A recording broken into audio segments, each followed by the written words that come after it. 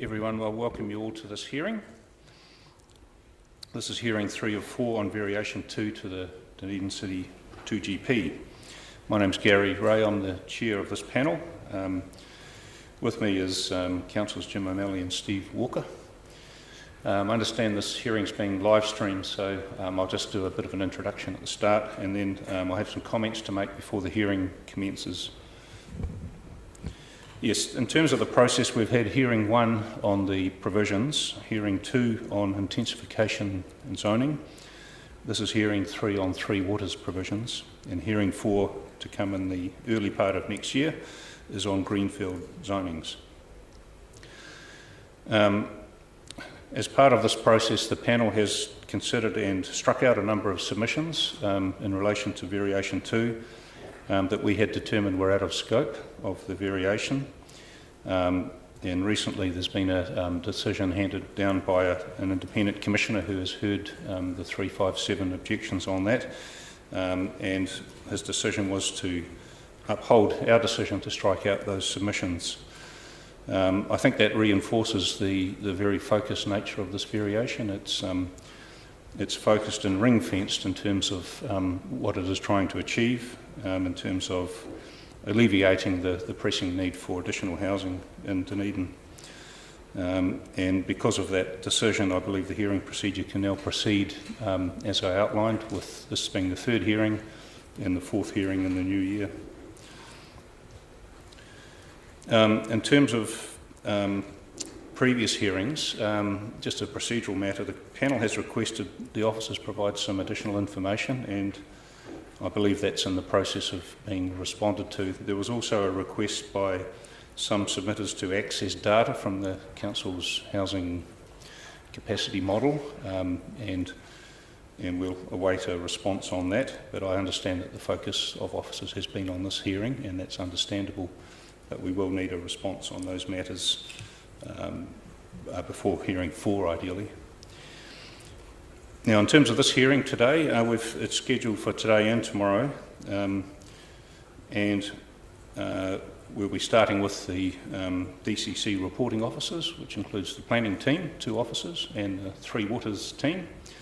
And I'd just like to thank the officers for providing very good reports to us, very comprehensive. I don't mind admitting there's a lot for us to get our head around with this particular topic. It's quite detailed, and we will have a number of questions, and I've already sent out some questions prior to the hearing which the officers have responded to, so thanks for doing that. That certainly helps us, and we would like you to address those again in the presentation as we go through the 42A report, so thank you for that. So that starts with the officers. Then we have some individual submitters, if you like, starting at 10:30 or 11 o'clock, sorry, today. And tomorrow and this afternoon we have the representatives of landowners, planning consultants and professionals coming this afternoon. And tomorrow we have the Otago Regional Council and Aurora. I just wanted to signal that there's a possibility the panel may request some sort of conferencing between witnesses to see if there's any ways that some of the outstanding issues can be resolved. We're just going to play that by ear and just see how the evidence goes during the course of the hearing. But in particular with ORC going last tomorrow, there might be an opportunity for them to potentially stay over a little longer, and for the Three Waters team to be able to come back at that time if there's an opportunity to get together and just discuss some of those issues between witnesses. So I'm just signalling that now, no definite instructions on that at this stage. And I'm happy for the Three Waters officers to not be in attendance the whole time. You're perfectly at liberty to leave after the initial questioning this morning and then come back tomorrow to hear the ORC presentation ideally. Thank you for that. And in terms of the planning consultants that are coming this afternoon, I note that the expert evidence was filed late for that. It was only received yesterday. That's not ideal. The RMA sets out the requirements to have that evidence in 5 days before the hearing. For good reason. It's so that the parties can understand what's going to be said. It also allows the panel time to read that and to contrast it with some of the other evidence we have. I'm of a mind to accept that evidence because I think it's important we have the perspective of the developers or the landowners in addition to the other evidence we have. But just wanted to make it clear we wouldn't really be keen for that to happen again for hearing 4. And that if there is any request for late evidence, it's to come to the panel. Right. In terms of the points of difference between the DCC evidence, if you like, and the ORC evidence, I've found it difficult to understand what the alignment is between both sets of witnesses and the areas of disagreement, and it would be useful to have that presented to us in a tabular form, or at least for either the council officers or the ORC witnesses to make it clear to the panel the areas that are agreed and disagreed, and that might help us to direct any conferencing that might happen tomorrow. So I'll just put that out there. I'm not sure whether the officers have a response to that. You may do. Okay, thank you. Thanks for that, and that's all the preliminary matters I had. Other than the health and safety, I think all requirements, all the people in the room at the moment will be well aware of that.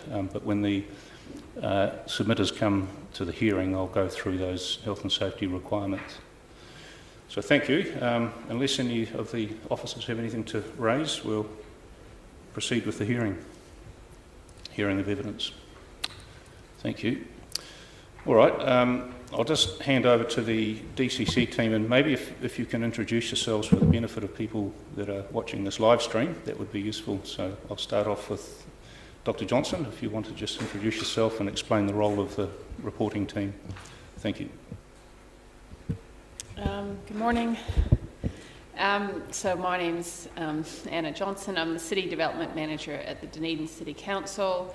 I am not one of the reporting officers. I'm here to assist the process and assist the panel. The DCC is represented by Mr. Paul Freeland and Ms. Emily McEwen and Jacinda Baker and Jared Oliver from our Three Waters teams. I don't know if they want to add anything more about which bits of the report that they're covering. Thank you. Good morning. I'm Paul Freeland. I'm the Principal Policy Advisor to the City Development Team. I've only got a small part to play in this hearing. I've helped with the wastewater provisions and submissions on those aspects. Probably a little bit of continuity from some of the other earlier hearings as well. But the Principal Author? Good morning, my name's Emily McEwen. I'm a policy planner in city development and I'm the main reporting officer today. So I've been involved in variation 2 right through its development and I'm familiar with all of the changes in today's hearing. Thank you. Right, we're in your hands as to how you wish to present, and I'll just point out that we haven't got a lot of time for questioning of officers the way the schedule's been arranged, but if we don't get through it, we may come back to you tomorrow, or at least any gaps that might occur later in the day. So don't race through it, but you know, we're in your hands as to how you wish to present that. Thank you. Thank you, Commissioner. If I might start just running through some key points that will be addressed today. So I note you've already outlined some of the matters regarding scope. But I wish to draw to your attention that there are some residual matters of scope that do remain in this report, and I've addressed those in the relevant places. I've applied the same approach that I've used previously in determining which submissions are out of scope. I note that Aurora Energy have provided a legal submission which talks about scope. DCC won't be providing any legal submissions on that today, but our legal counsel will be available for questions if that's necessary. So the changes to be considered at this hearing regarding the Three Waters provisions, so that some of the substantive changes that are included, proposals which collectively restructure most of Section 9 policies regarding public infrastructure on water supply, stormwater and wastewater. So those changes set clearer outcome statements and they provide full consideration of mitigation measures and unplanned extensions and upgrades to the network to help facilitate development. There's also quite a number of changes which strengthen and clarify the existing approach to stormwater management, with differential approaches for large greenfield sites and for infill development. And there's a wide range of minor changes for clarification, corrections and improvements to Three Waters provisions. So in terms of experts that are available today, we've the members of DCC Three Waters who are here to present this morning, Mr Jared Oliver and Mr Cinder Baker. And also available is Mr Tom Lucas from Rationale Limited, and he's available for questioning this morning if the panel require any assistance with background information on infrastructure funding. Also, as I've noted, Mr Garbutt would be available for any questions on legal matters tomorrow morning. I only have one error to note from the Section 42A report. It's a drafting correction. I won't go into the detail of that now, but I note that for consideration later. As outlined, we've provided answers to the panel's pre-hearing questions, so we can work through those as required. Key matters that have been raised by submitters and that we are likely to hear more about today regard concerns around the funding mechanisms for Three Waters infrastructure, despite the 2GP not addressing those matters or work programs. Concerns regarding the application of what's called a new development mapped area over greenfield areas that are already residential zoned or are in a transition zone prior to Variation 2. And concerns regarding how stormwater management should be undertaken. And there's a difference in views between ORC, Otago Regional Council, where they seek broadly a more stringent approach to stormwater management, and other parties such as developers who are seeking an alternative method to that which has been recommended. And as Commissioner Ray has noted before, to assist with comparing the points of agreement and disagreement perhaps between the 42A report and ORC evidence, I've provided a table at the end of my written copy of my opening statement, so that should assist in comparing. And in terms of key recommendations that I've made, I continue to be of the view that applying the new development mapped area to existing greenfield sites is appropriate because it clarifies and strengthens the existing approach to stormwater management, and it will help the objectives of the plan to be more efficiently and effectively achieved. That the approach to stormwater management should be differentiated between large greenfield sites and other smaller developments, so that the requirements for smaller development are not too onerous or costly, and also that stormwater management provisions applying outside large greenfield areas could refer to practice guidance outside the plan to enable DCC Three Waters to develop guidance on the use of stormwater detention tanks, which is one of the methods that some submitters have promoted. So that's a brief summary of the matters that we're covering today, and I thank the submitters for their input, and I'll continue to keep an open mind in responding to matters that are raised throughout the day. Have you had a chance to read the expert evidence that came in yesterday? It's a relatively brief, despite my concern about it being lodged late, I would acknowledge it's only 5 pages or so. Have you had a chance to read that? Yes, I've had a chance to read that. Yeah. Okay. We may have some questions about your response to that and whether you're able to deal with that today or whether you'd rather have more time. Do you think you can deal with questions on that today? Yeah, I think we can address some questions.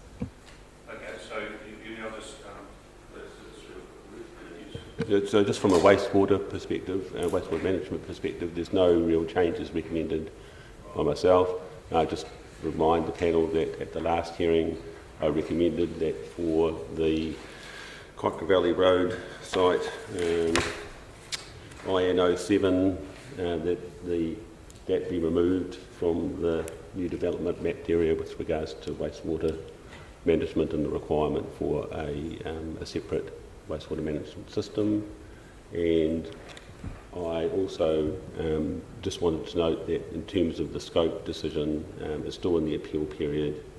The appeal period closes on this Friday, and so we'll be checking in with the Environment Court early on Monday morning to see what's happening. And just note that also later this morning, I think you will be hearing from the Key Pathway Bush Semi-Rural or Alice Scooters as an individual submitter with regards to at least the site at, it's on page 110 in NDMA 05, which is a site at Dalziel Road, and I was involved in the mediation of their appeal on the 2GP, which resulted in a structure plan. I believe there might be a little bit of confusion around what the NDMA is intended to do there, so if it's helpful to the panel, I might take the opportunity at the start of their thing to try and scene set, if you like, and hopefully clarify a few things. Yep. Thank you. Yeah, that's the point I should have made. The scope, the out of scope submissions decision is subject to potential appeal. Yes, so I don't think that would affect the process that we have. It would, if any submissions are accepted as being within scope, it would be run as a separate process. Is that right? Yes. Okay. Good. Thank you for reminding me about that. And in relation to the Kaikorai development, I don't believe those submitters are appearing as part of this process. Is that right? That's my understanding. Although Mr. Bowen, who I think represents them, will be depends which hat he's wearing or which submitters he's representing at a particular time.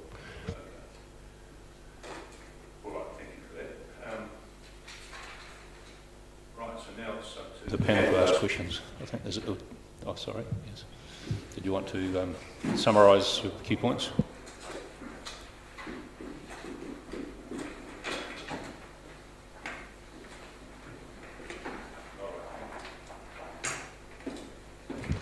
Thank you, Commissioner. Just very briefly, we Three Waters just wanted to provide a very general overview of how infrastructure is provided for when it comes to Three Waters. So I'll briefly run through that. So if we think in terms of the Three Waters infrastructure, we categorise it as either on-site or off-site. So on-site infrastructure is the Three Waters infrastructure that exists within the developer's site, and this is normally paid for by the developer, where it's built to the DCC standards. And it's generally vested to DCC. It's often located in road corridors, although sometimes it can be through private property. Individual assets within the site, such as a wastewater lateral, which is the pipe to an individual property from the wastewater main, or an individual rainwater tank that might be located within an individual lot, or infrastructure that's not built to DCC standards will often be retained in private ownership. Then if we, in terms of off-site infrastructure, so this is infrastructure outside of the developer's site, and this is typically funded by council through development contributions, and this consists of extending our networks to reach a new development site, or upgrading existing infrastructure to provide capacity to service the developing site. So the process for funding off-site infrastructure is it's essentially we determine the costs involved in providing that infrastructure. We request funding through the 10-year plan process, and if successful, then that's allocated within the 10-year plan, and the development contributions policy is then adjusted so that the funding can be recouped through development contributions. So one thing to point out with off-site infrastructure where infrastructure needs to be upsized for capacity, sometimes this will be funded through a mixture of development contributions and ratepayer funding, such as if the asset is older, so it's partially being upgraded to give it essentially start its life again, as well as providing additional capacity. And then finally, in some situations, often when timing is an issue, so for instance a developer wants to develop their site but services aren't at the site yet, and DCC hasn't programmed the off-site infrastructure for some years, it may be necessary to enter into agreement with developers in order to work together to find the timing issue, and generally that's worked through private development agreements and a cost-sharing type approach. So we've just provided this in a written form this morning so that you can have a bit more of a look at that. It's got a nice wee diagram on it, which is quite useful. Thank you. Just a moment to have a look. We might have some questions. Thank you for doing that, though. It's nice to get a succinct summary of the key points. Just wait for a moment. That's right. Yes, that's right.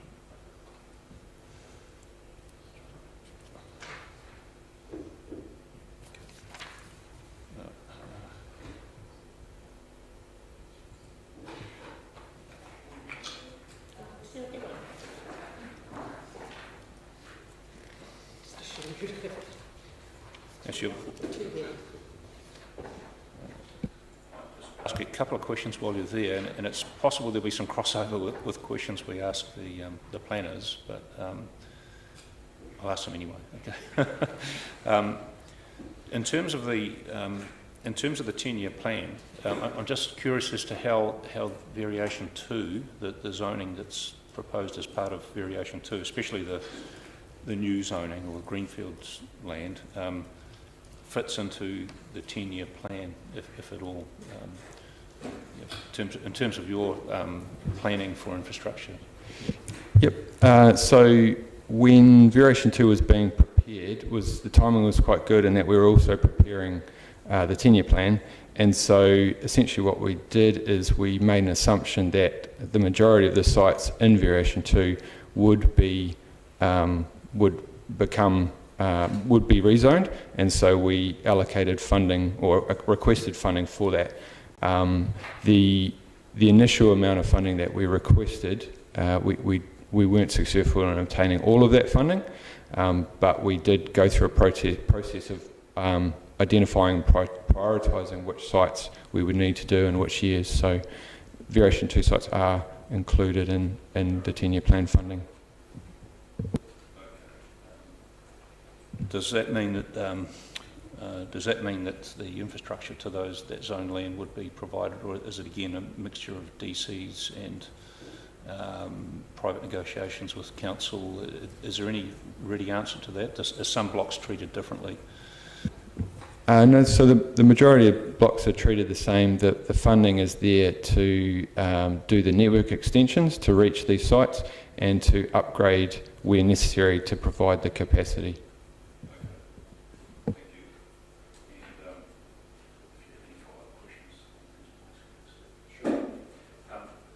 The other thing was there's mention in the reports of resourcing, or the Three Waters team have engaged another person, I believe, but in terms of delivering negotiations with landowners and going through that process, where are you currently placed and where are you likely to be placed in that process? So yeah, we do have an additional resource came on board in October, so that person's still coming up to speed. The primary focus of their role is to get the projects that we've identified as needing to be done progressed and get a program of works happening so we can meet those dates that we've said we will. But an element of their role will have to cover, where necessary, these negotiations. So what we're not really sure about at the moment is whether we have sufficient resource to do that or not.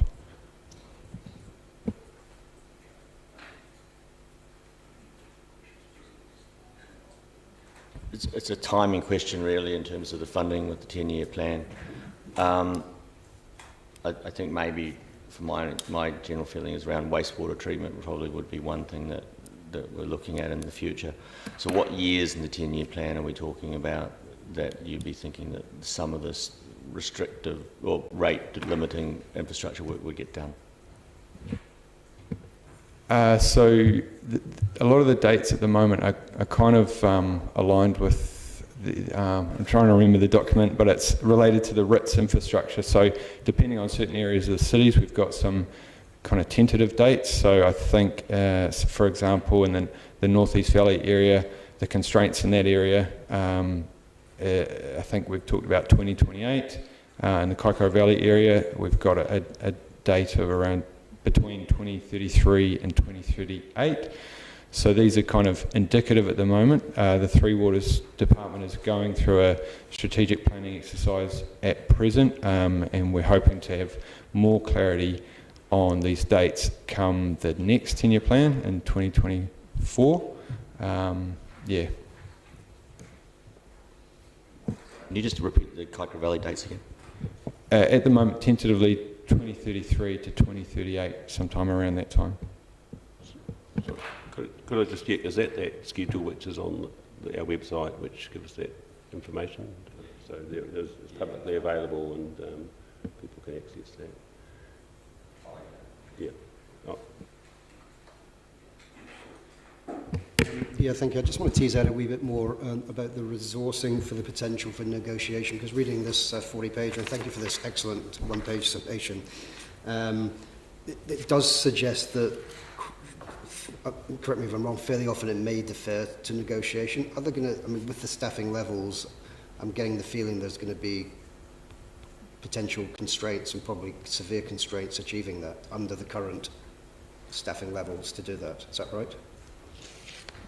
Yes, in my opinion, that's probably true. I haven't been through an exercise of this negotiation myself before, but my impression is that it could be quite time-consuming and lengthy and challenging, so I think it will be a constraint, personally. Just one other question I had at this stage. In terms of the suggestions of a clawback funding mechanism, the planners have dealt with that, and we'll ask them some questions on that. But as far, from your point of view, or the department's point of view, is that something you've done before, or is it something you'd contemplate, or is it just too difficult? I mean, normal practice would be that if you, with our planning, we plan for things and it goes in the LTP, and then we can include it in development contributions, and that is generally the path that you might take to then recover your costings for growth. Because that's not an easy situation to put in place at the moment, because the costings for example, the stormwater attenuation on some of those greenfield areas hasn't been included in the 10-year plan or the development contributions, then that's not a quick and easy fix that can be done. So, I mean, Council's certainly kind of trying to look at ways that it can make that happen, and there might be options with private development agreements with some of those parties, but it's going to be complicated to work out a way to do it. We certainly can't just have a developer come along and say, oh, I want to develop this now, I want to pay my share, somebody else has to pay another share, and for us to then be able to very quickly have a process in place to recover that from future landowners, because it does have to go through the standard process of including it into the LTP and into the development contributions, and those are not quick processes. So I understand the legal sort of difficulties with that approach. You indicated with private development agreements, is the council still at liberty to enter into those sorts of things, or are they still constrained by legal matters? Can you strike a deal with a developer regardless of any provisions that might or might not? You can have development agreements, and often those would serve as something that might fill a gap between when you manage to get things into your development contributions policy. And so it may be that, for example, with your first landowner that wants to do things, you might be able to have an agreement, and then you might look to be able to try and put costings into your development contributions policy. There may be other ways, and I know certainly Anna's team are getting advice from Rationale to try and explore options with how these processes might be able to work with the current development that we're expecting. So just on that point, while the Three Waters team and council staff are generally pretty capable about talking about how we've managed funding of infrastructure to date, if we're talking about into the future and what the options are open to us, we would prefer that our expert on it from Rationale respond to those questions. So just, I understand getting the context and that is important, but into the future in terms of the wider options to us, not all council staff are versed in terms of those. That's a particular area of expertise. I guess, and that's a fair point, and we have a person from Rationale available to answer any questions, but I think from a panel perspective, we're keen to know that the system will work in practice. You know, that there's a lot of attention being drawn to the uncertainty of private negotiations, and so it would be useful to know how the 2GP process went. Although I don't know whether that's an appeal process or whether, you know, how the private development process, agreement process, has functioned since the release of the 2GP decisions. Would be useful to know whether, you know, whether deals have been struck, land's been developed, all those sorts of things. Well, obviously, some of that information, the very nature of private development agreement isn't necessarily available publicly. I can say, however, I personally have been involved in several private development agreements with regards to rezonings prior to the 2GP being released, and they have involved infrastructure which is necessary to enable the development. It hasn't been in our development contributions policy or long-term plan, and it's normally come through a private plan change and to free up and enable the development to proceed. Because the developer is keen to unlock that potential and gets the benefit from unlocking that potential, they're generally quite happy to enter into a private development agreement where the cost associated with the growth, and it's not the entire cost necessarily, as Mr. Oliver has explained, we've entered into agreements on at least 2 occasions which have seen things like the Grand Vista subdivision or the plan change and development at Outram proceed.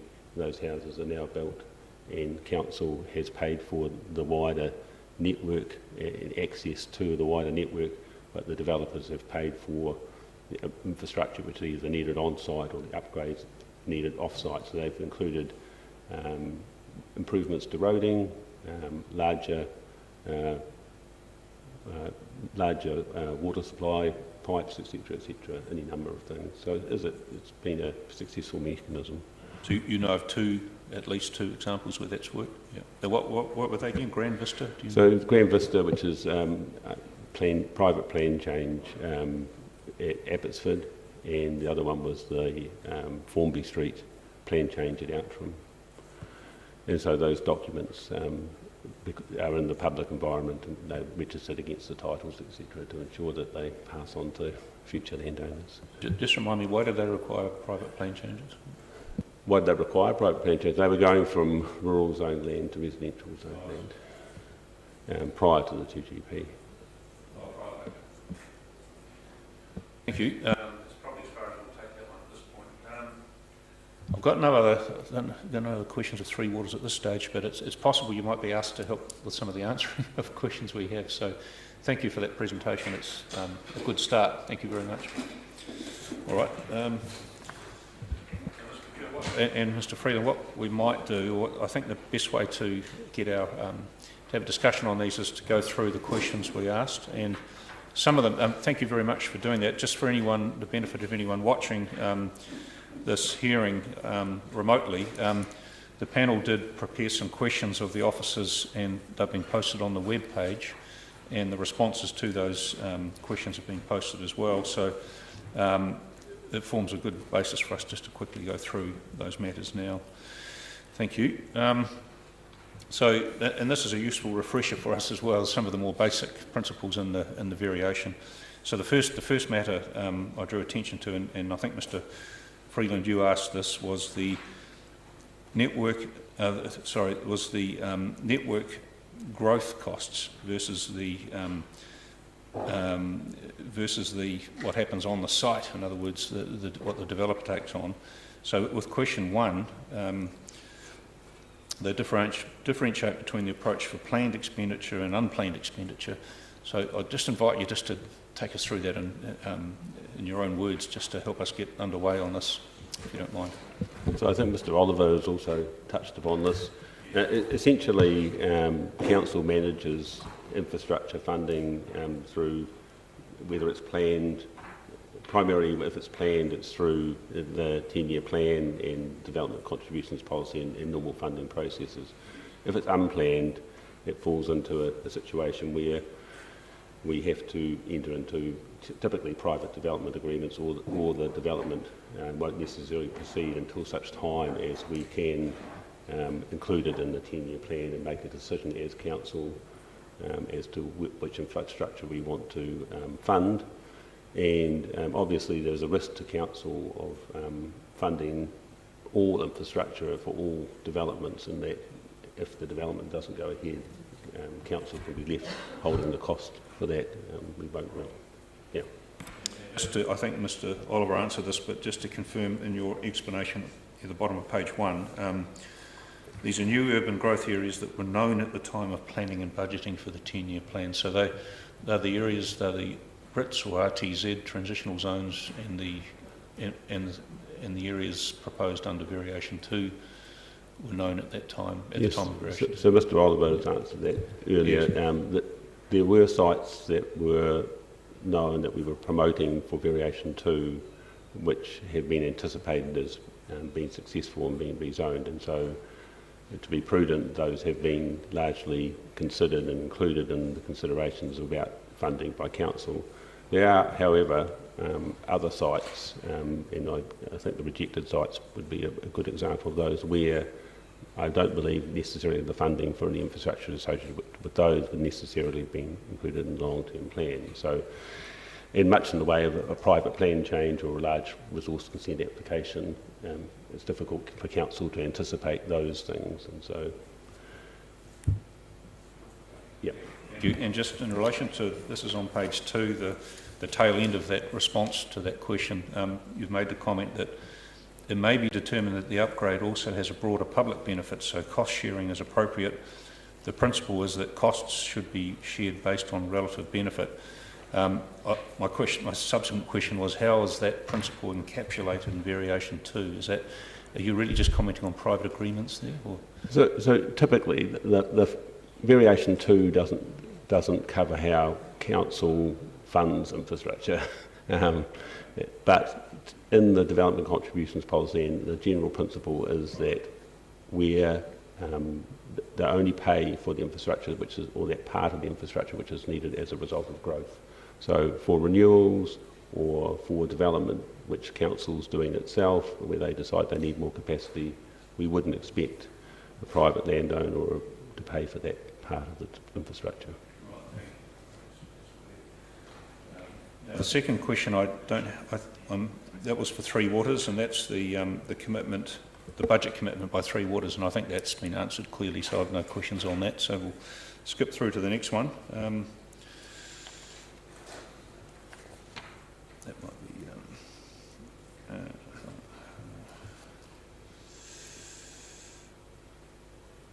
I think I'm okay on that. The next one. So no questions there. It's unplanned upgrades. And then on page 4, I asked a question. There was a question on DCC would not unreasonably withhold agreement regarding alternative arrangements for developing required infrastructure. And there was just a question about there might be a difference between what the developer thinks is reasonable or what the DCC thinks is not reasonable, and I asked for some examples of situations where council would likely withhold agreement, and thank you very much. There's a series of bullet points, 7 or 8 good reasons as to why council would not, that they would be situations where it would be unreasonable to provide infrastructure. So thanks for that. And I suppose it would be the corollary of that where the council would think it's reasonable to provide alternative arrangements. So yeah, I guess what we're exploring there is the concept of what's reasonable and not reasonable, and that should assist all submitters to understand the sorts of principles that are applied. So I just draw that attention to anyone listening on page 4. of the questions and answers, there are some reasons given there. Right.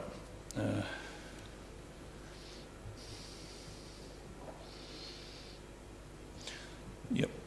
I just had a question, possibly for Ms McEwen, this one. It's the concept of non-complying activities, and it seems that policy, is it objective 9.2.1 and subsequent policies are aimed at non-complying activities. Is that the way it's set up?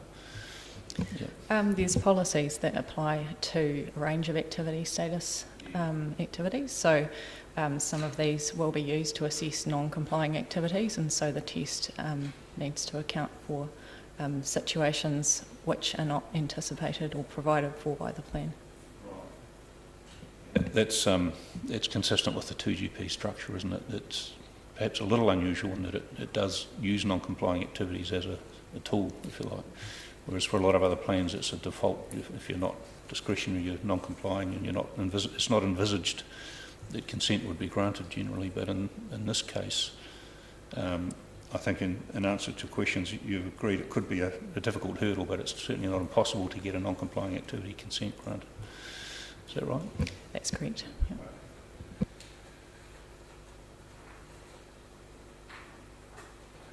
And now we come to page 5, the clawback provision. It's a lovely term, that, isn't it? Look, I think I understand the response there. You're welcome to elaborate on that, but basically the council doesn't use financial contributions as a means of funding infrastructure generally, does it? It's development contributions. And I asked you to have a look at the Central Otago rules and the district plan rules, and I understand that there has been one instance where that has been used, just from experience, another commissioner job I did down there for roading upgrades, but it's probably fair to say it's not widely used. Could you just, is there anything you want to tell us about that as being just not an option under variation 2? Yes, I think I would highlight that no submitters have specifically asked for financial contributions to be added to the plan. If they were to be added, we would need to consider adding a new section to the plan with a full suite of objectives, policies and methods to implement that.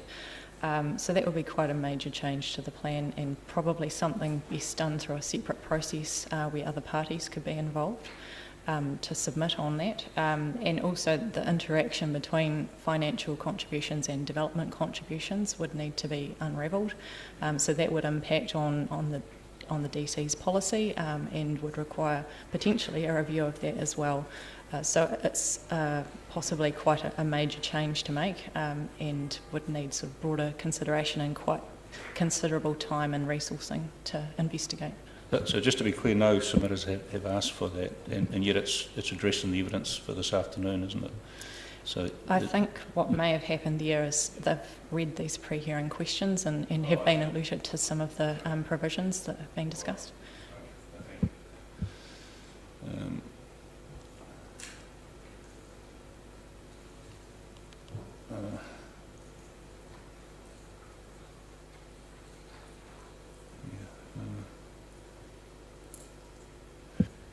Just another constant theme in the discussions is the stormwater management plans, and you make the point. I think you make the point on page 6 that it's the resistance from developers, I guess, to preparing detailed development of stormwater management plans. It's costly, and it's perceived as risky to undertake this work, and rezoning has not been confirmed. So that's a comment relating to the 2GP, isn't it? So that under variation 2, the idea is to try and head that off, if you like, isn't it? In terms of zoning the land, giving some certainty, and then the stormwater management plan becomes just a thing that can be done without the risk that goes with it. Is that the benefit of variation 2? Yes, that's correct. Yeah, it's responding to that concern raised through 2GP process. And I'm just trying to understand and we haven't heard from them yet, but the developers are agreeing to stormwater management plans in some areas but not others. Is it NDMAs that they're basically not wanting to do it for NDMAs, but they are willing to do it for greenfield rezonings. Is that right? Have I understood that right? There's a distinction. There's two different types of NDMA areas. There's those that are being applied over areas which are proposed for new residential rezoning. And generally speaking, the submitters appear to be supportive of stormwater management plans in those scenarios. But the other circumstances where NDMA is applied on existing residential zoned land, and that is generally where they are opposed to those provisions. And can you tell us in your own words why they're wrong in that, in terms of applying it to existing zoned areas? Why do you propose to do that under variation 2? It's in response to issues with stormwater management to make sure that the objectives of the plan are more efficiently and effectively achieved. It's sort of clarifying and strengthening an existing approach to stormwater management that applies through the subdivision process. At the moment, the provisions in the plan do allow for stormwater management plans to be required. They are just not as expressly identified as the proposed through variation 2. So where an existing approach is found to be not as effective and efficient in achieving objectives in the plan as it could be, it's up to council to respond to that with changes to the plan, which is what is proposed in this case. I think the submitters have raised a notion that there's some sort of existing use rights for the development of those parcels of land at the current density without imposing these additional requirements. But I just note that existing use rights don't exist to activities that haven't yet been lawfully established, and that the changes are justified. And another thing, in response to the evidence we got yesterday, another concern they had was that imposing those requirements on existing areas might be counterproductive to maximising yield, if you like, in terms of the overall purpose of variation 2. Is there an overall purpose of variation 2, or the point you've made consistently is that there's individual purposes for each change? Is that right? So the two-pronged question: do you think it would impact the yield or the capacity by imposing those restrictions? Well, that's the first one. Mm-hmm. I'm of the view that it possibly wouldn't impact the yield because, as I've mentioned, stormwater management is already required through the existing plan provisions, and so there may be requirements for on-site stormwater attenuation in the status quo. In addition, I would note that most of those existing residential zoned areas will benefit from an increase in housing capacity from the rule changes that have been proposed for the general residential 1 zone, so that provides for smaller site sizes and development of duplexes, so that would provide a benefit to those landowners. Very good, thank you. On the next page, page 7, thank you. You've obviously gone to some trouble in answering this question by looking at the ownership of all those various blocks of land and how many owners are there. It looks like almost half of them have one owner, and quite a few have 2 and 3, and there's some at the bottom that have between 7 and 11 owners.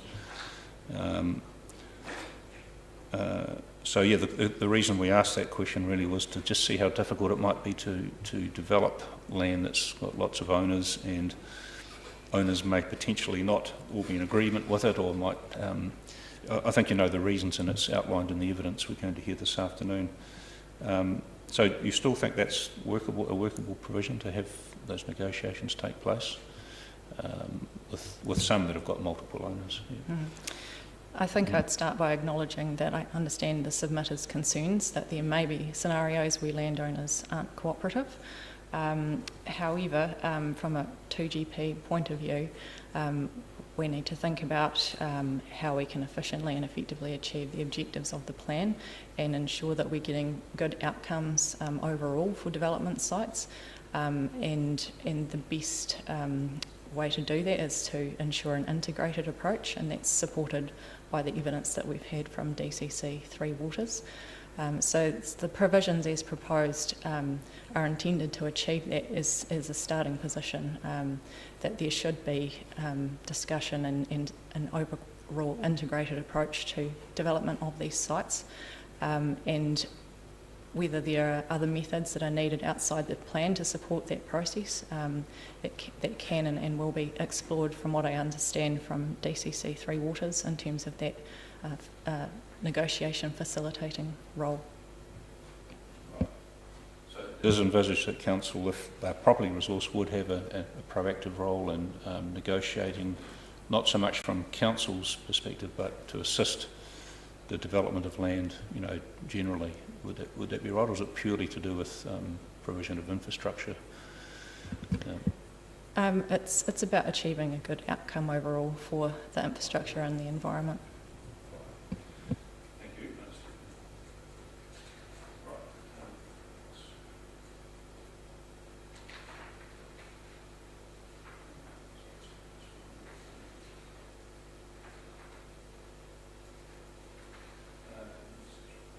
Yes, at the bottom of page 8, and I think going on to page 9, thank you for answering that. The question was, why cannot a performance standard be developed as part of variation 2 for a small number of lots? And I think, and I think the answer is that it can be, but it's better to have an advice note or something of that nature.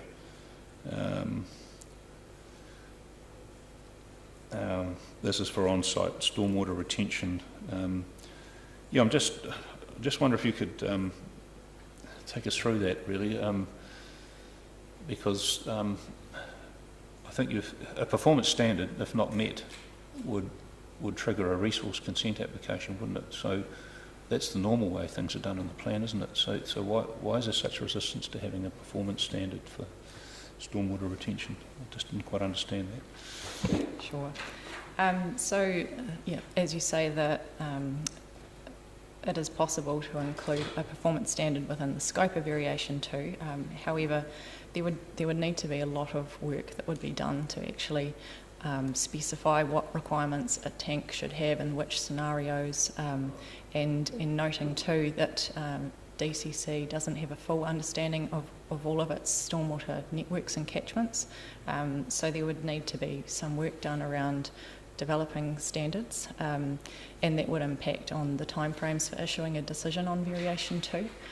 So as a pragmatic response, I've recommended that reference be made to guidance outside the plan, and that would enable DCC Three Waters to explore an option similar to what might be included in a performance standard, but in a way that sits outside the plan and can be developed in a way that meets their timeframes. Yeah, I understand that.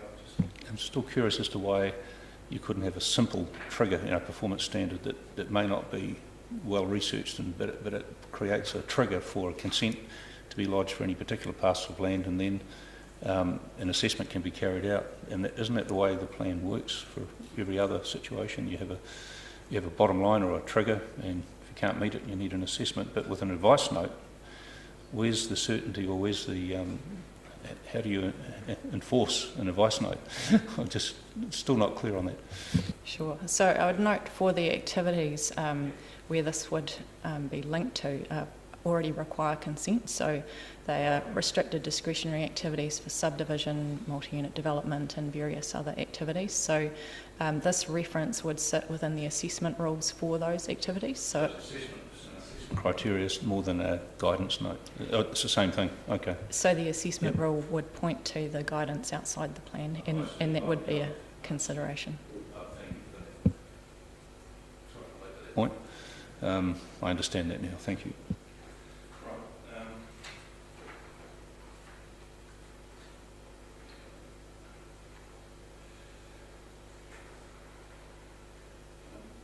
Yeah, just in terms, this is page 9, at the bottom of page 9, we were interested to know whether mediation of appeals on the 2GB provisions were, and some agreements have been struck. And what I was interested to know is whether the Environment Court have issued consent orders, or whether they have even been required to see those or rubber stamp them, or are they?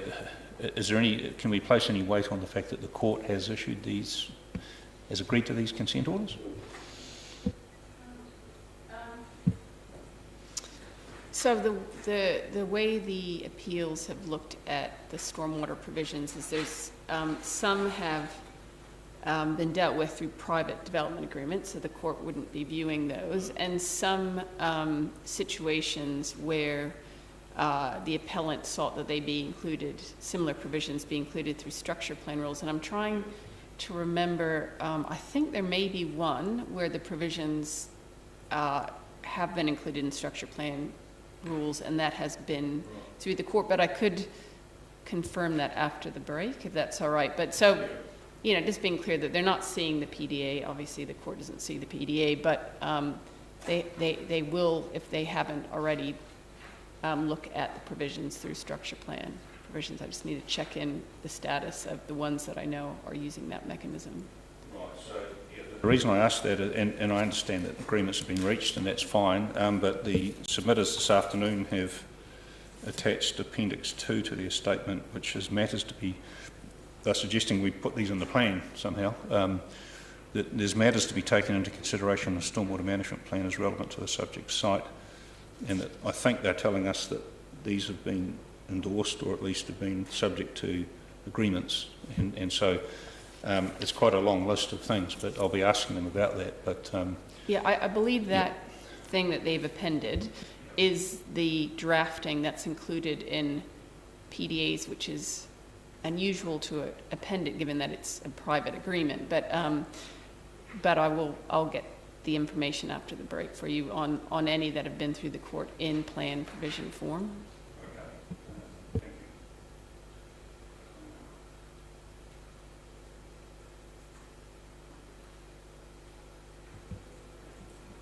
The reason I asked that is the answer to the question at the bottom of page 9 is the panel should also, as a matter of principle, consider the weight of any shared expert opinion on the appropriateness of this recommendation.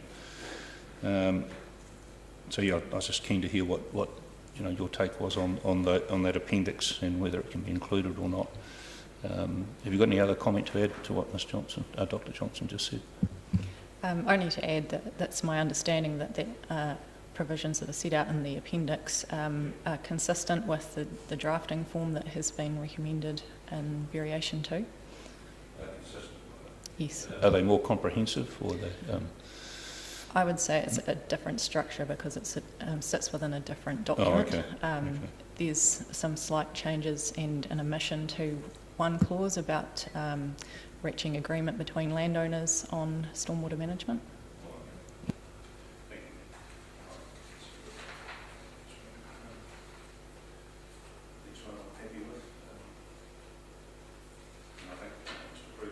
Addressed Kaikorai Valley Road, so thank you for that. So just to be clear, Mr. Freeland, there's been no particular discussions with the submitters following hearing 2, but I think you've said that your suggestion is likely to meet favour with them, and we haven't heard to the contrary. So unless Mr. Bowen wants to say something today, we'll assume that is the case. Yeah, we haven't had any further discussions, but that was my understanding.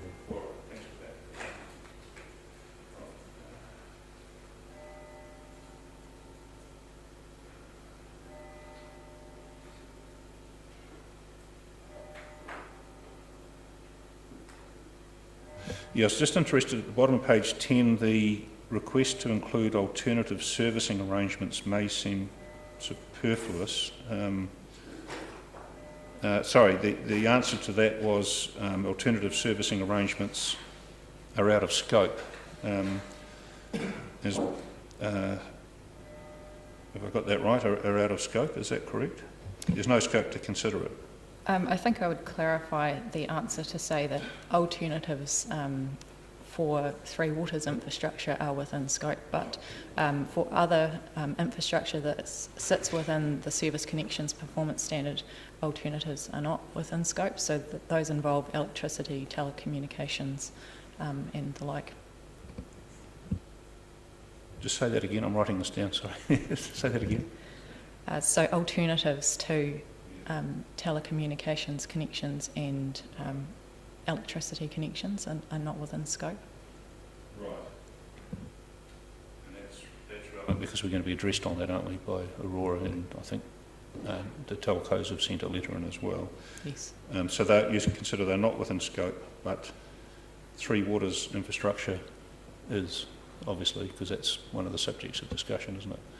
Yep. Yes, in terms of on-site stormwater attenuation and wastewater detention.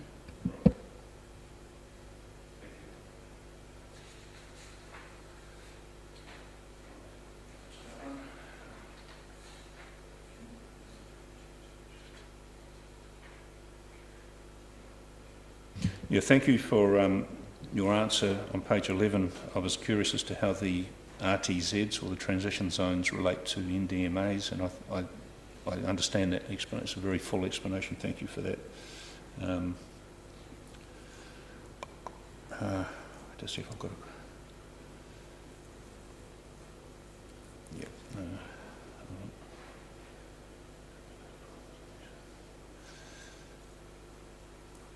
Yep, so just for the benefit of anyone listening, so the RTZs, or transition zones, were applied to selected large greenfield areas as part of the 2GP process, so that was part of the 2GP. Variation 2 introduces NDMAs, new development mapped areas, which are overlays with a set of provisions that apply within these areas. The NDMA provisions include more targeted guidance on the assessment of subdivision consents in large greenfield areas. And before, as I understand it, with the RTZs, the infrastructure had to be basically provided before the zoning would take full effect, and the variation 2 is trying to bring the zoning forward and then look at what the assessment matters are within that. Is that generally right? There's two different scenarios. So most of the residential transition zones will remain as they are, and the new development mapped area provisions would only apply once the transition zone is released. So there is a release rule, and that primarily regards public infrastructure being installed, ready to develop the land. So until that occurs, development can't take place, and the NDMA provisions would effectively sit there waiting for that release to occur. And in selected circumstances, there are some RTZ areas that are proposed for rezoning through variation 2, so that the RTZ would be uplifted as part of that process. That's right, there's two scenarios, so yeah, understand that. All right, thank you.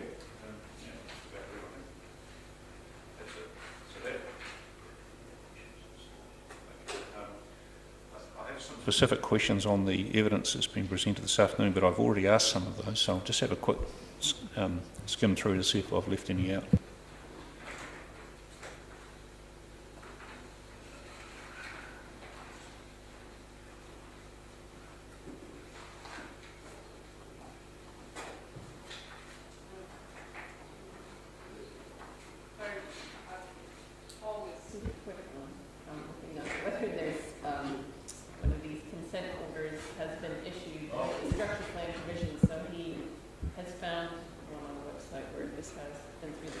Yeah, so this is the Willow Ridge appeal, which is some land out at Waitati, Doctors Point area, and this is the consent, part of the consent order here, and it has these special information requirements about a stormwater management plan and some details about how they might do that. So that's on our website, it's fully available, it's in the public arena. And what learnings can you take from that in terms of this process? Is there anything you'd like to tell us about that? We can have a look at it later if you can provide a hard copy of it. Well, I guess all I would say is that obviously what has been developed through a mediation of appeals, the information and the approach which is taken by our infrastructure departments is the same as been taken through this variation 2 process. So those learnings have informed variation 2 and the recommendations that you have before you today. When was that agreement or reached? Have you got a date for that?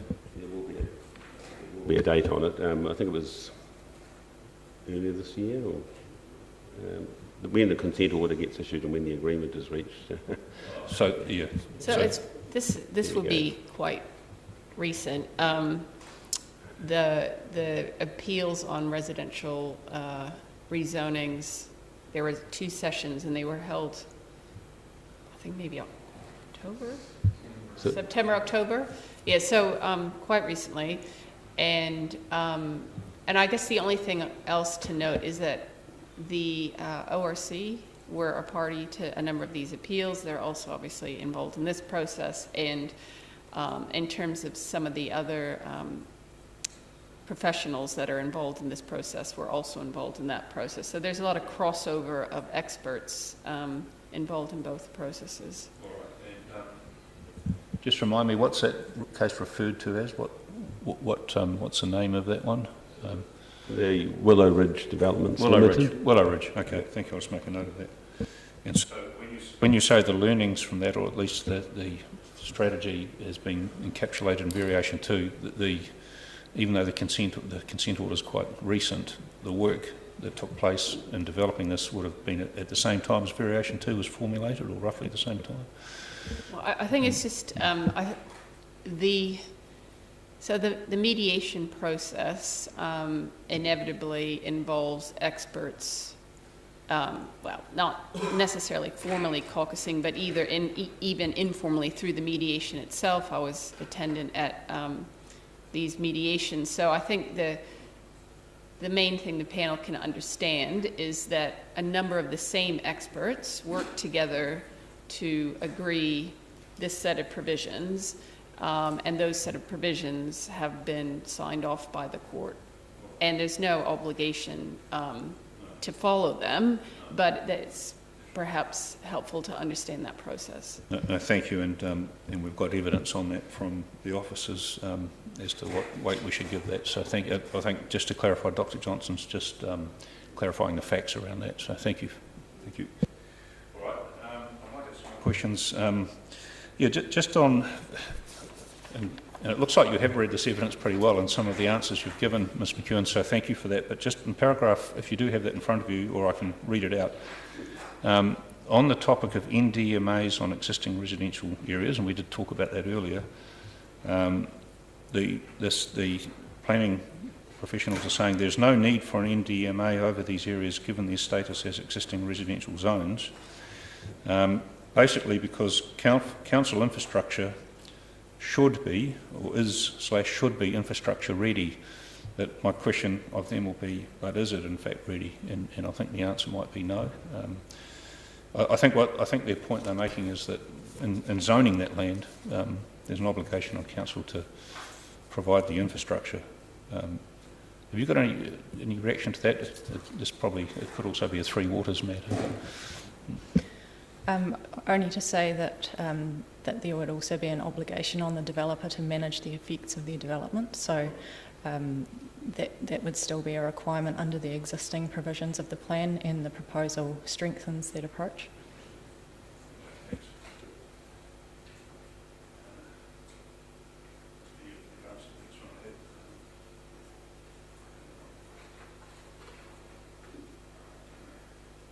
Have you got any comment to make on the NPSUD?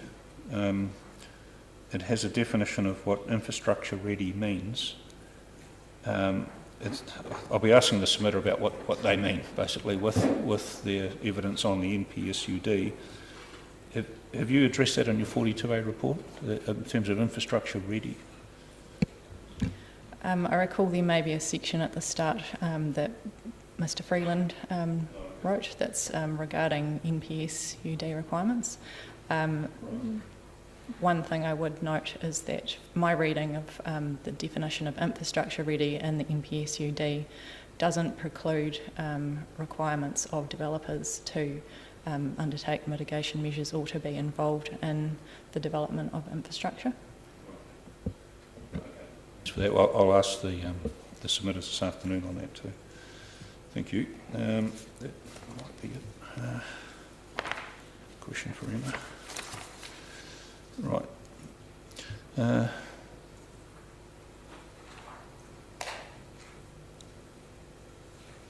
Okay.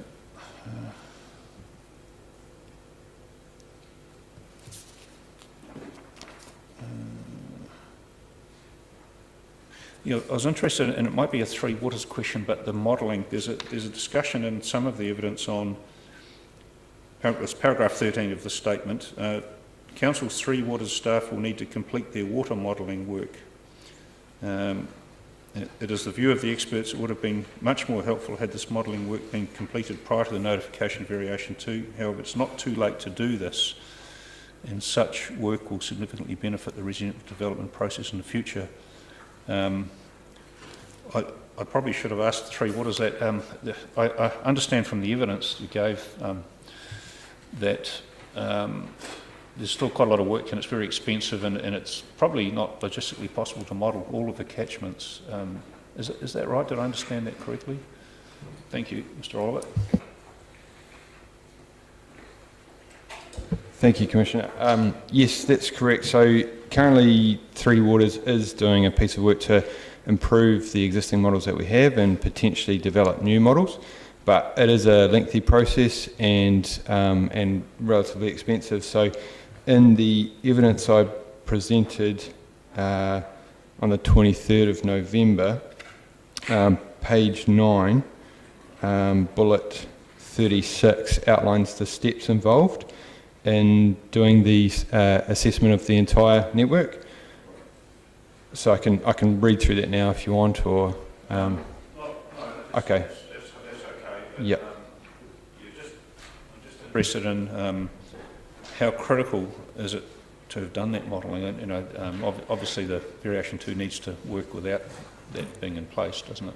Yes, and hence why things like requiring stormwater management plans on NDMAs and greenfield sites is necessary in the 2GP. The concern I have is that the position of some submitters is that if the modelling hasn't been done, then no provisions should be required. And my view is that just because when you don't know whether you will or won't have an adverse effect, that presents a risky situation. That's what I think. Thank you. We can go and look at the detail in your evidence, so thanks for that.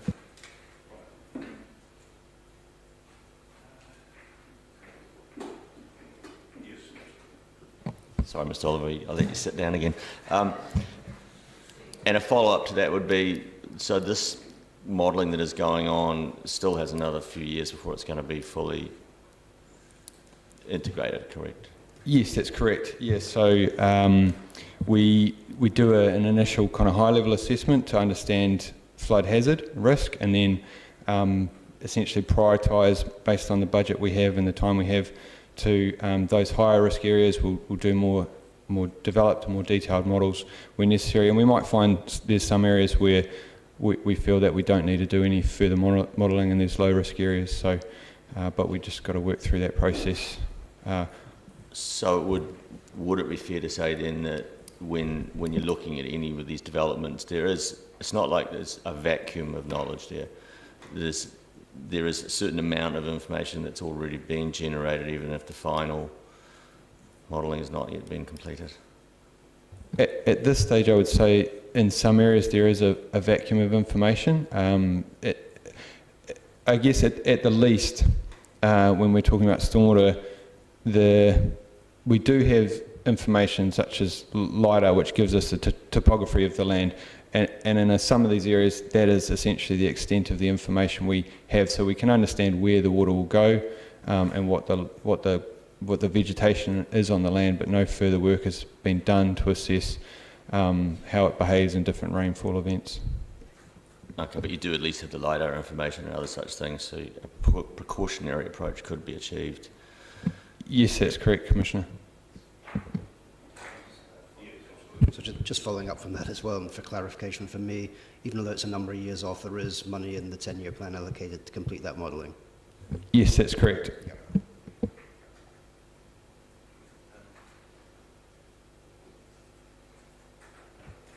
I don't think I've got many more questions at this stage. It's probably a bit unfair to test you on the submitter's evidence before they presented it, but it certainly clarifies our questions of you, and you've been very thorough in your answers, so thank you for that. I've got no further questions at this point, so unless there's anything the officers want to reinforce from their evidence that I haven't asked questions on, any major omissions in terms of the thrust of variation 2 as part of it, is there anything that you feel you'd like to, we've got a little bit of time, anything you'd like to reinforce before we take a break? Nothing especially. I think we've canvassed some of the main issues. So. You must have read it properly then, thank you. All right. Okay, look, we'll take a break now, and we're not due to hear the next submitter until 11 a.m, but thank you very much. We'll come back at 11 o'clock.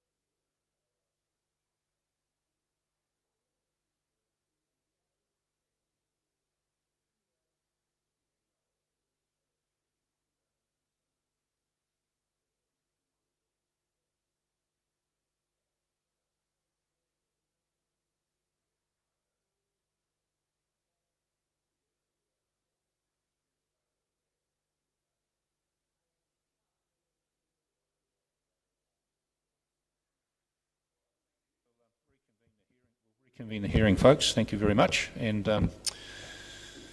first submitter we have on the list is Mr. Dowden. So welcome along, Mr. Dowden. Please come forward. Thank you. Off. Yeah, you can certainly take that off now. Thank you. Now, Mr. Dowden, you've appeared before us a number of times, but in this particular occasion, your submission is, if I've got it right, is to add a provision so that all development must have the same or better stormwater runoff rate per unit of area as it had before development began. So that's the specific submission you've addressed us on. So would you like to tell us a bit more about your reasons for that, and we can ask you some questions.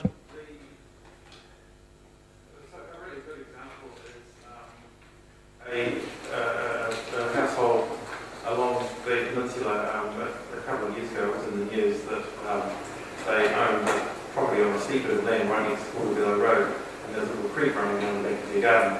And the news story reported that due to some sort of suburban development right at the end of that stream, the stream became a bit of a raging torrent and going through gorge through the garden. And so I think it's a really good idea to prevent that type of unwanted consequence of development. Rather than preventing development, which is sort of what some people would prefer, but we have development, but it has no harmful effects. Which is a much nicer way that accommodates everybody's needs. And really, that really is the gist of it. I don't have much more to add, except that with the Dunedin City Council, as I understand, having declared a climate emergency, emergency responses to anything like an earthquake or a pandemic or a virus are characterised by a multi-agency approach to resolving the emergency. And so this is an example of where all parts of the City Council can participate in responding. And so, yeah, one would hope that the planning department would take its part in forestalling, ideally preventing climate change from occurring, or in this particular case, preventing any ill effects of climate change on the edge of the proposed area for redevelopment. And so the ways of achieving a runoff rate that, as I suggest, would include requirements for permeability of any of the hard surfaces on a property, such as if you convert bush and grassland to concrete driveways and metal roofs. With driveways, you could install a permeable driveway of those little concrete blocks that poke through the grass. They're really good. I've got those on my own drive. It made my driveway cheaper actually, because I wasn't required under the council's regulations to install a driveway drain. So I highly recommend them to anyone. And then with roofs, you could install a roof garden that catches the rain as it falls and grows plants on your roof, or you could install a water butt that absorbs the runoff from your roof that you could then use later on to water your garden. So there's a lot of things people could do, and really the best time to do all of these things is when a property is newly built. I think that's fairly clear. I think we understand that point. And what I'm interested in, I had a look at the Section 42A report, and it's not immediately clear to me what the response is to your submission. So I'm just looking at the page 64, and I think the points there relate to other submitters mainly. But Ms. McEwen, are you able to help us with what the recommendation is in relation to Mr. Dowden's submission?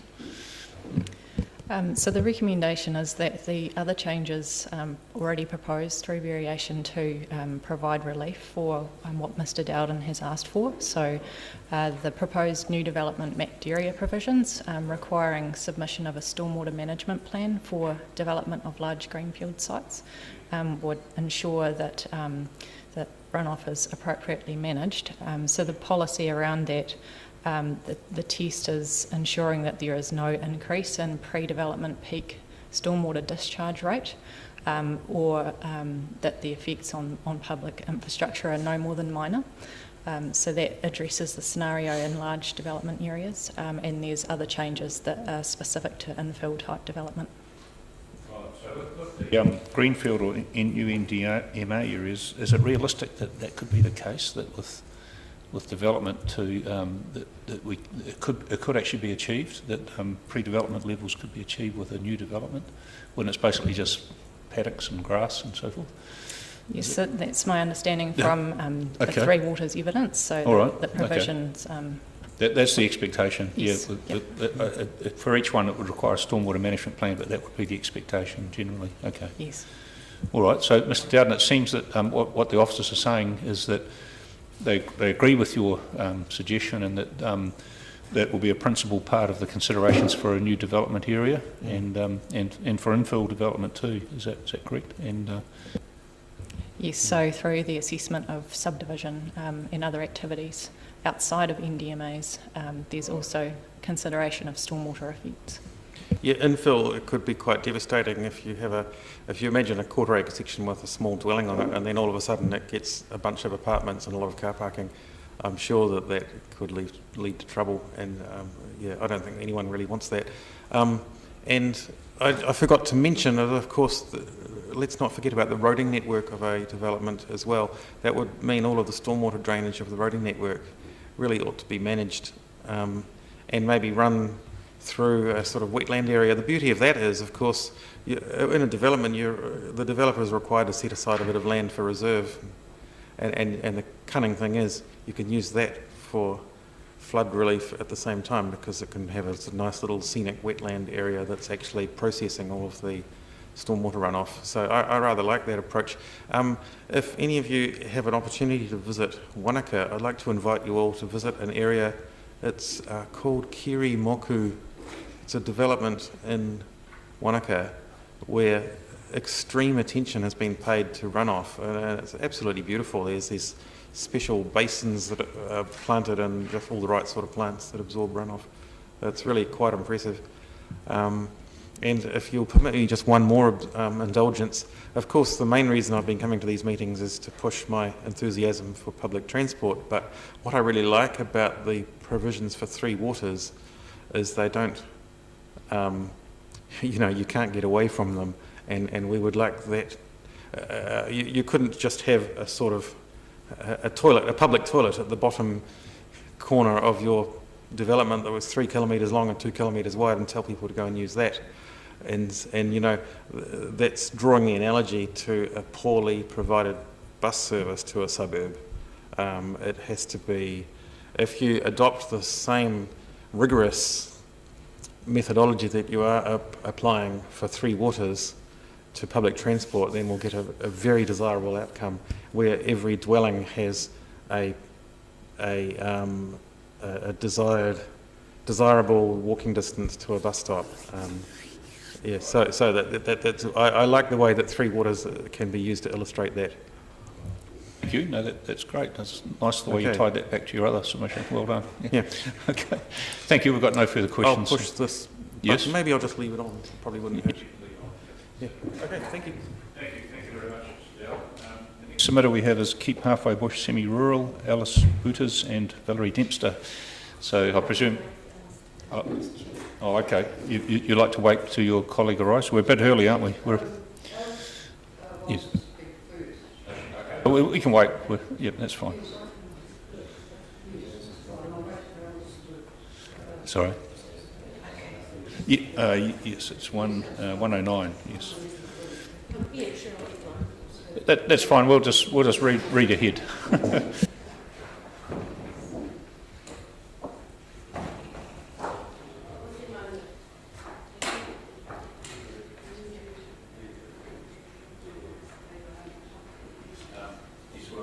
We'll just adjourn until the submitter comes in. Yep. Okay.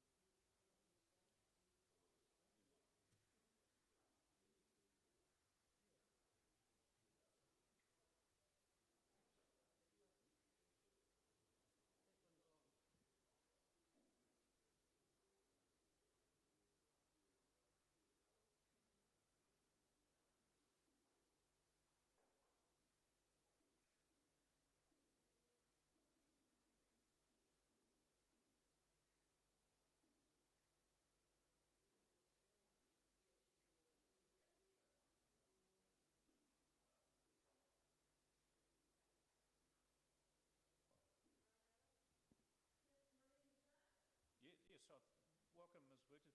Woods. Can you hear me okay? Oh, good. No, thank you. I'm Gary Ray. I'm the chair of the panel, and I've got two colleagues with me who are also on the panel. Thank you for joining us by Zoom. It looks like the technology is working. So we have a submission by Alice Wooters, Valerie Dempster, and there's a combined, looks like a combined presentation, then individual ones. So we're in your hands as to how you wish to present to us. But yep, thank you very much, and we've read your submissions. So thank you for that. Okay. This is regarding NZMA 05 and NZMA 10. My name is Alice Wooters, and I will be talking on behalf of Keep Pathway Bush Semi-Rural Incorporated and myself. After I have spoken, Dorian Webster will be speaking on behalf of Keep Pathway Bush Semi-Rural Incorporated and herself. I would like to suggest that any questions that you have about my talk are kept until Dorian has spoken, as they may be supported. Semi-Rural Halfway Bush is located on the top of the 7 hills that surround the Dunedin business area. The semi-rural area is about 280 to 320 metres above sea level. The area consists of tall trees and green pastures which contain livestock such as horses, alpacas, sheep, cows, etc.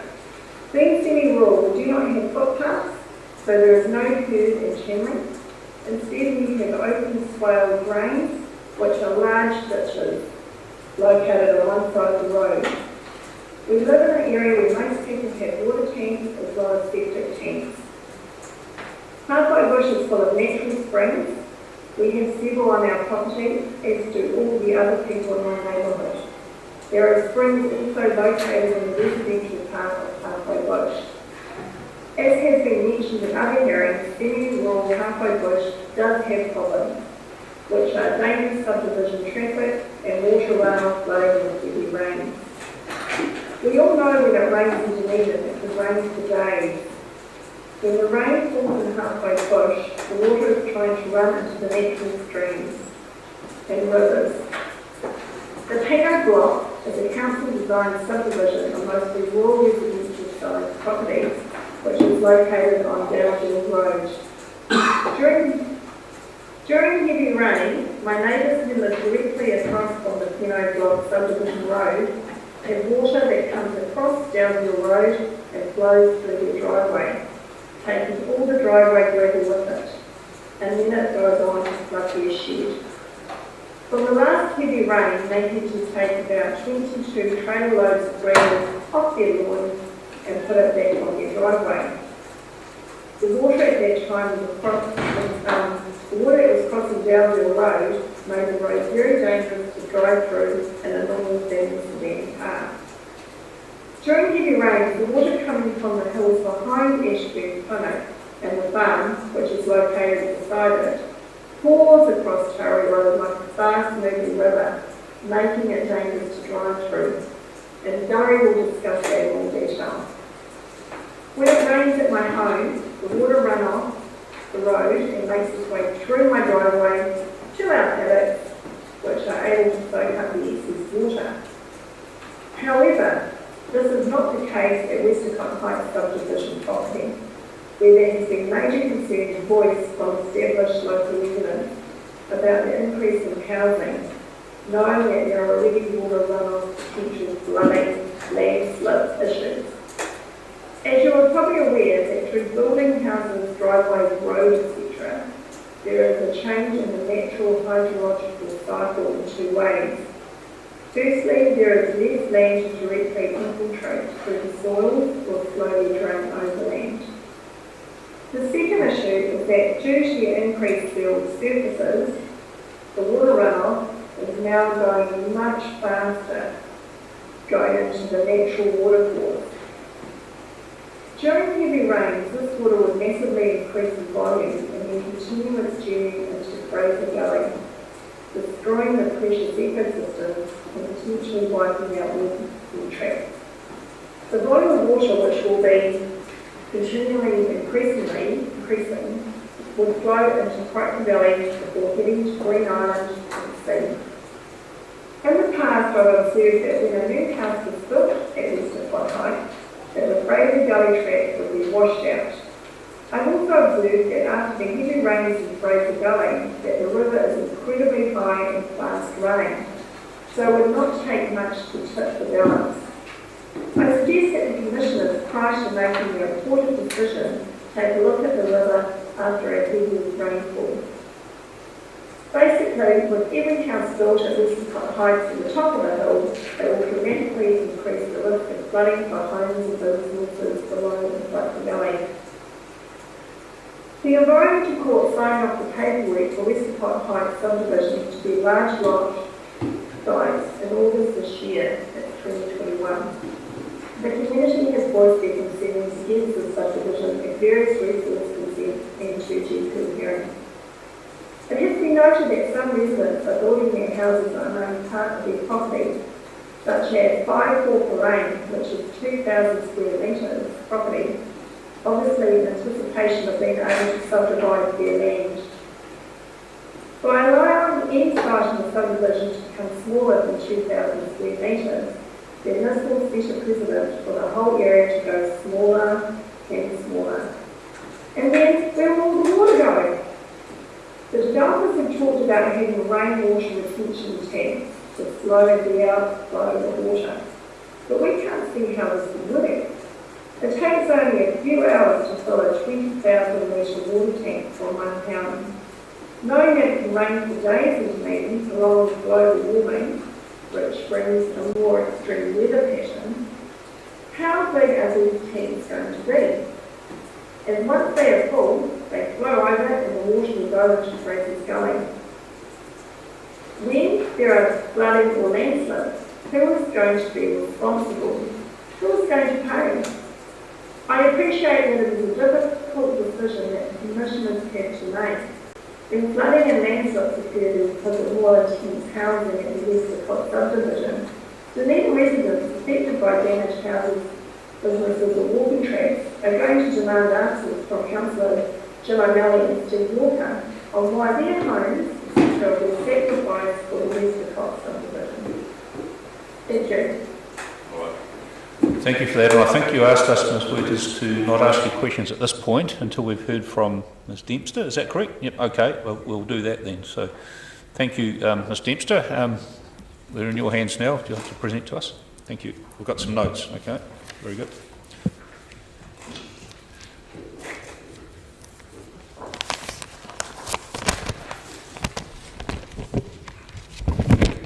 I'm Valerie Dempster.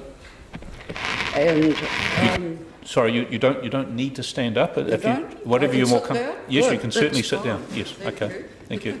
But just get reasonably close to the microphone. Yep, thank you. Or move it across to you. Yep. Thank you. There we go. Is that all right? Oh, thank you.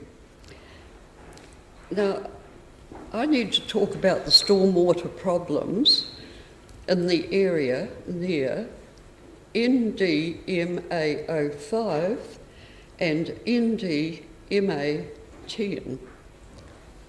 And this is a history of flooding observed since 1962. Now, firstly, flooding. Stormwater comes from 4 directions onto Tyree Road at the low point. Firstly, off the hill from Turner Street. It also flows down through 488 and 490 and 494 Tyree Road. Water runs across Tyree Road from the area opposite Ashburn Clinic, where the swale drains and another drain are inadequate. The swale drain above the top entrance to Ashburn Clinic, it runs alongside 3 Mile Hill Road and the stone wall near the Pony Club. This is all downhill, I might add. The hill behind Turner Street has natural underground springs and a creek. Now, the 4th place, it comes through the steep farm paddock hill at 494 Tyree Road. Water pools at the bottom of the fence line and across the footpath onto Tyree Road where the existing drain is inadequate. So we have water coming from 4 directions, and it's been raining for 2 or 3 days, pouring with rain. To summarise, the gutters, drains and pipes from all 4 directions have never coped with the volume of water during heavy, prolonged rainfall. Many times, Tyree Road is completely flooded across both lanes in the low point near my driveway at 490.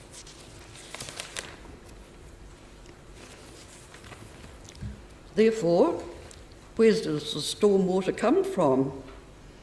Now, these are some of the creeks that I know of. There are probably more than I know of.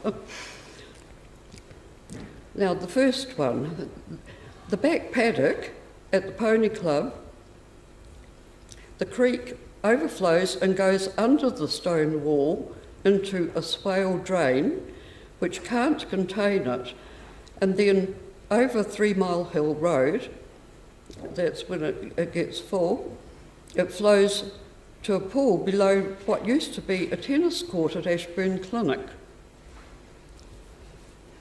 Another creek behind Ashburn Clinic flows down behind 494 Tyree Road and under Tyree Road and through the gully at the bottom of proposed NDMA05.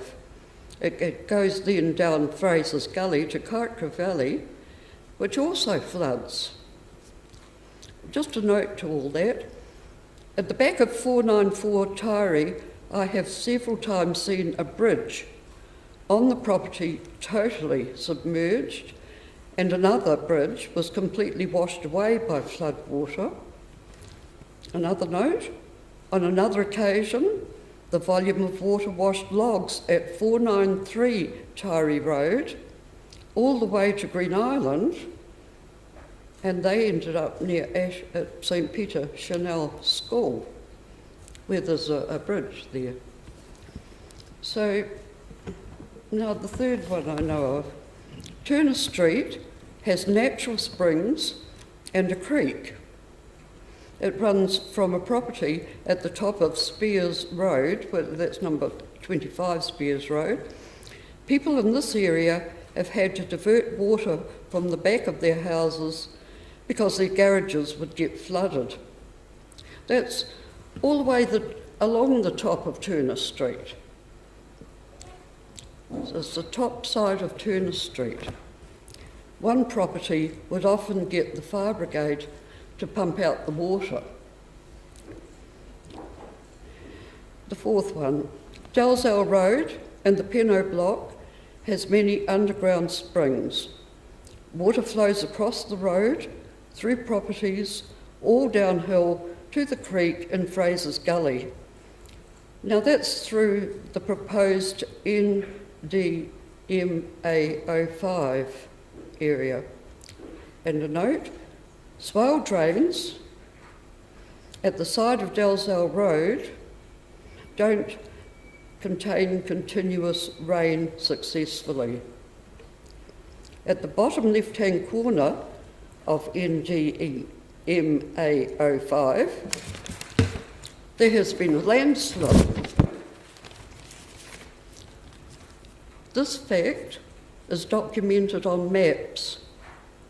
Now, I've given you another sheet of paper about that. So the reference is Appendix B of the Council Officer's report dated February 2016.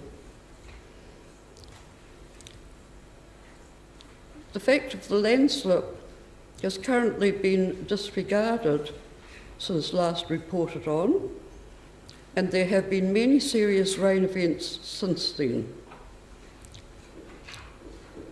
Put houses and concrete above it, and that could cause further instability. And my comment, Another event such as Abbotsford could occur.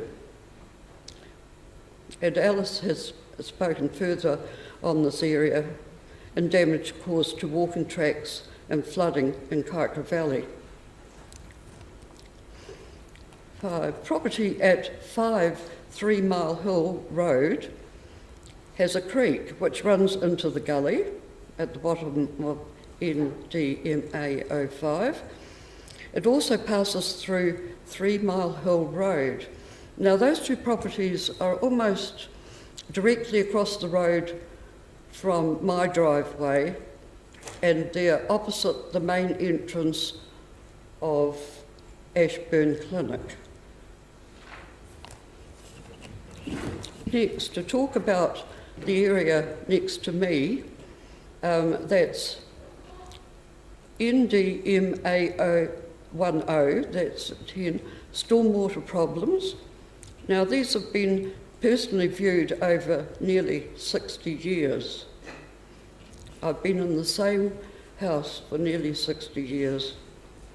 The fact is, heavy continuous rain pours off Flagstaff, one of Dunedin's highest hills, at 668 metres, and that's 2,185 feet above sea level. During heavy rain, water comes from the hill behind my house. It crosses my back lawn, goes round the paths on both sides of my house. It goes across my front lawn, over my retaining wall like a waterfall, down my driveway and into the paddock. It floods my garages at times.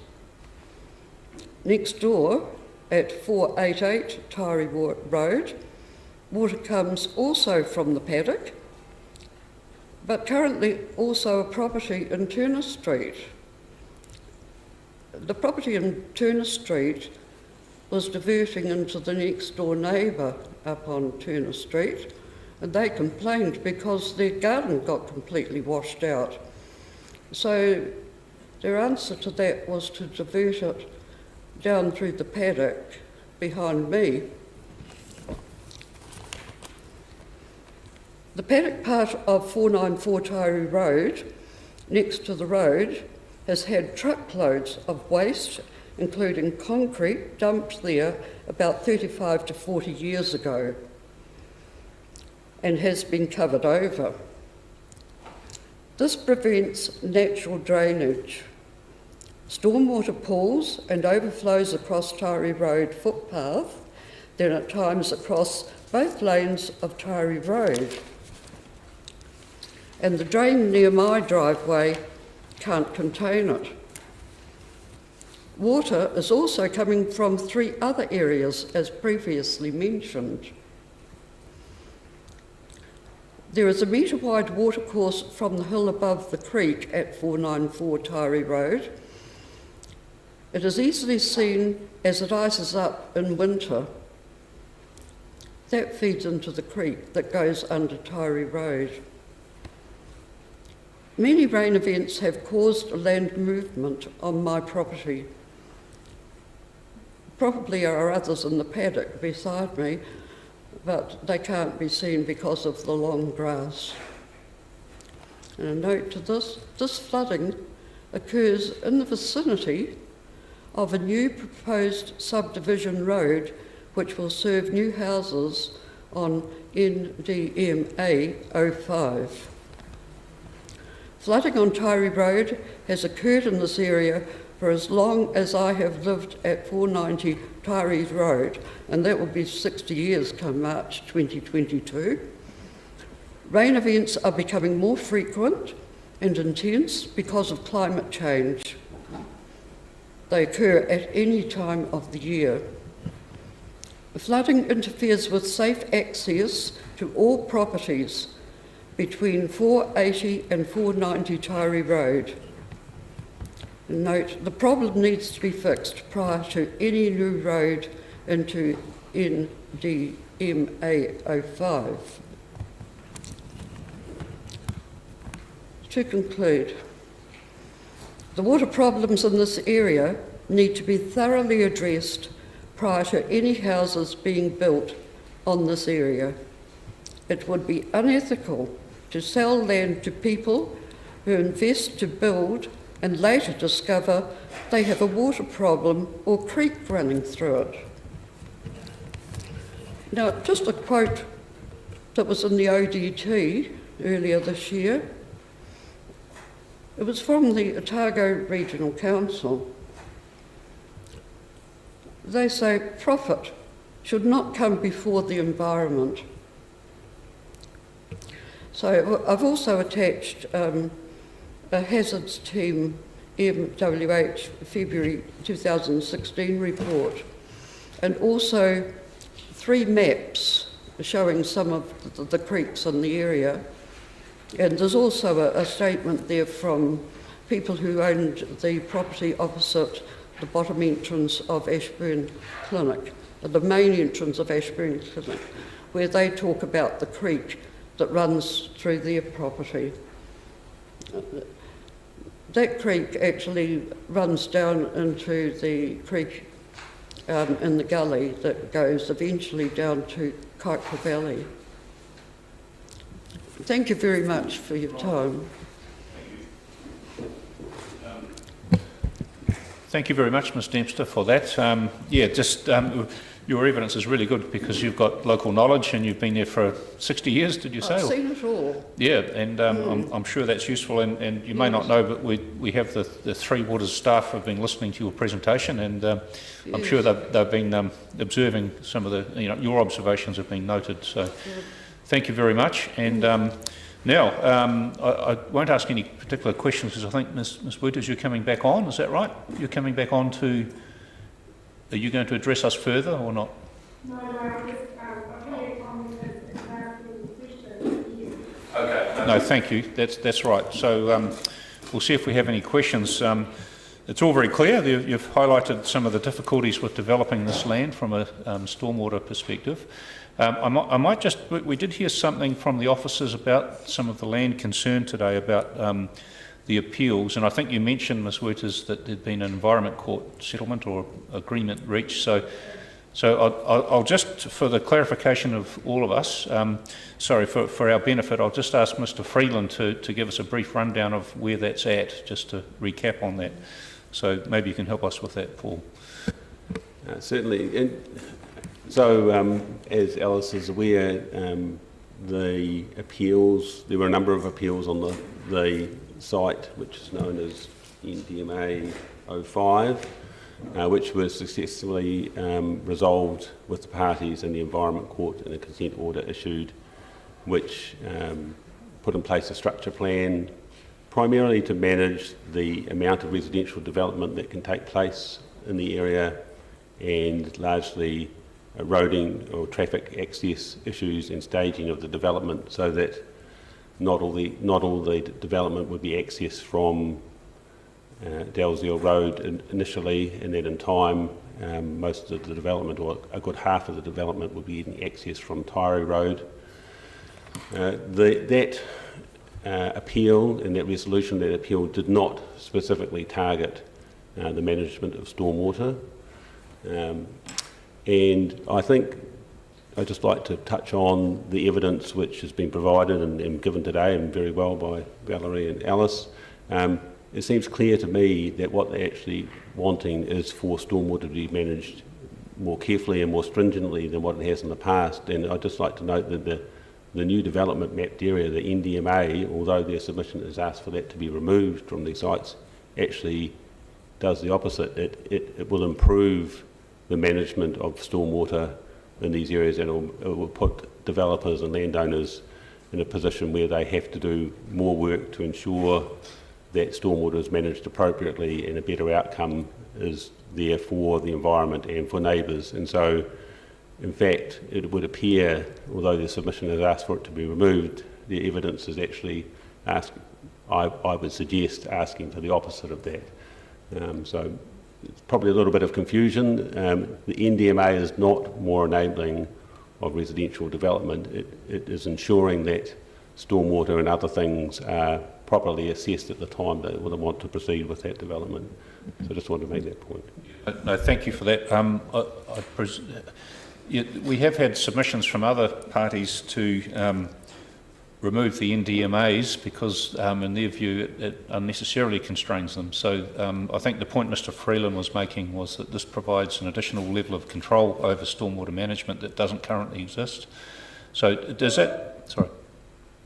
Sorry, what was the line in that level? I mean, we've got money here already and more houses and more flooding. We've got landslip. So isn't it, we just want to make sure that there's no more damage because it's pretty horrible if you've got a house down in Quite Valley and that you can't get flooded out. Okay, thank you for that. We'll just ask for, I think Mr. Oliver wants to respond to that. In the environmental court, there was about the flooding in the area as well and concerns of the people. Okay, yeah, I think Mr. Oliver might want to respond to that. Thank you, Commissioner. Yes, so the provisions that are proposed in variation 2 in regards to stormwater management, they've been worked through with the ORC as well, and all in general agreement, but essentially what they will do is manage the stormwater, the additional flow rates and volumes that the site will generate as a result of the development. So it sounds like, from my understanding of some of the issues you've talked about today, those are issues that are coming from outside of the site. So where they pass through the NDMA areas, the developments will have to accommodate the existing flows, but they have to manage and allow those existing flows to pass through their sites, and then to manage any additional flow rates or volumes that they generate as a result of the development. Yep. Thank you for that. Did you have any response to that, Ms. Withers?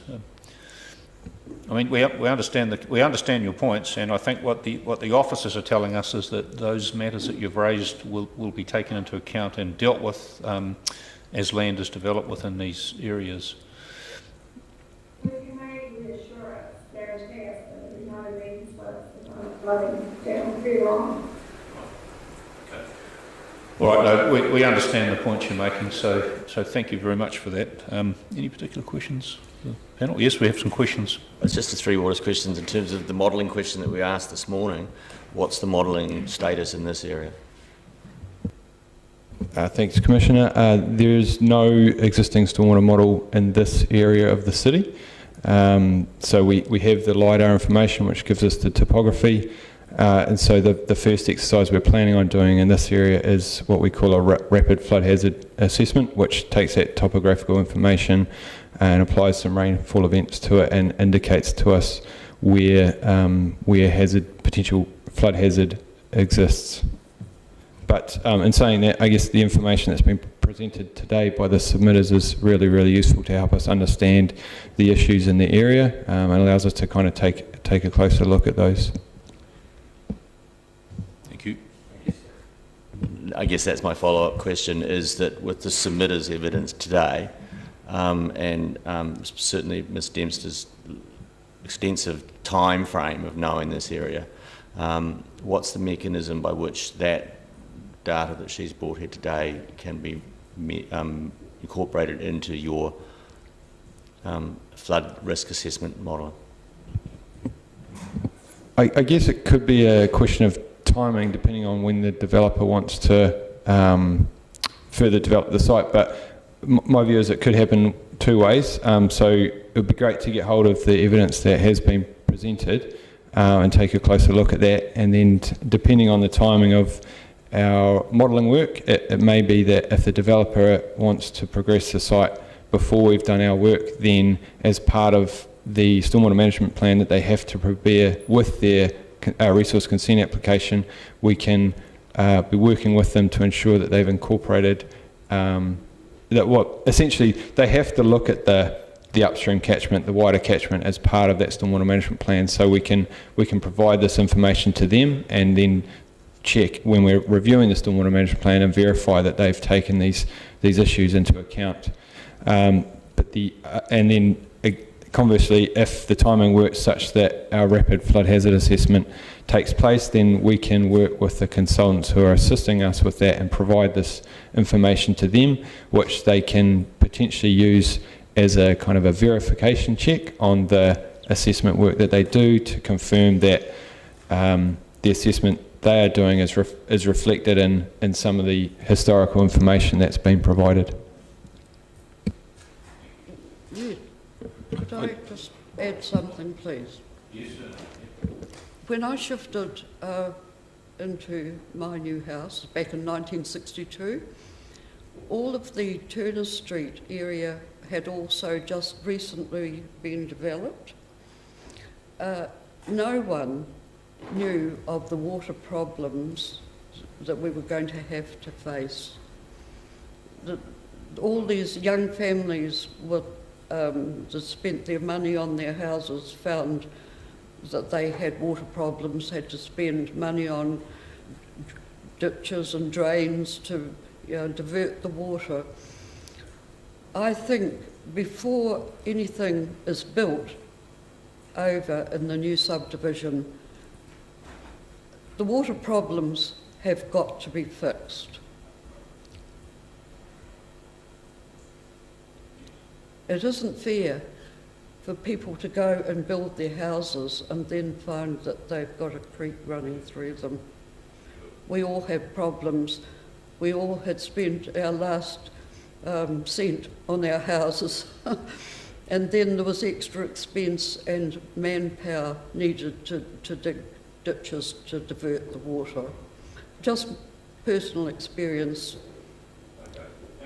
And Mr. Freeland, did you have a... I just wanted to note that in terms of the development of the second generation plan, in terms of flood management and identification of flood areas, we've relied heavily upon technical reports from the regional council and work that they've done. And you'll note, I've put it up on the map here, but in terms of Fraser's Creek, they have identified part of the lower catchment down where it gets into the Kaikorai stream as being flood prone. They haven't, to date, as far as I'm aware, produced any technical reports about the upper catchments of Fraser Creek, but that's not to say that they wouldn't. So just noting that they also have a part to play in the overall knowledge of these areas and how they operate. And yeah. All right, and just, and Mr. Oliver, with the stormwater management plans, when they're lodged, do you personally look at those? You got some, probably your colleague, you scrutinise those yourself? Not personally, normally, Commissioner. We have a separate team that deals with reviewing stormwater management plans as part of consenting, and where necessary and where they're particularly complex, we get third-party consultants involved to assist us with those, and they have their experts. All right, and under your guidance, or you've got an overview role in that? I don't have direct guidance, Okay. but I am there to assist the subdivision engineer who normally deals with the stormwater management plans. All right. So I suppose from that, thank you to the two submitters who came along and sharing your knowledge of the area. Sorry.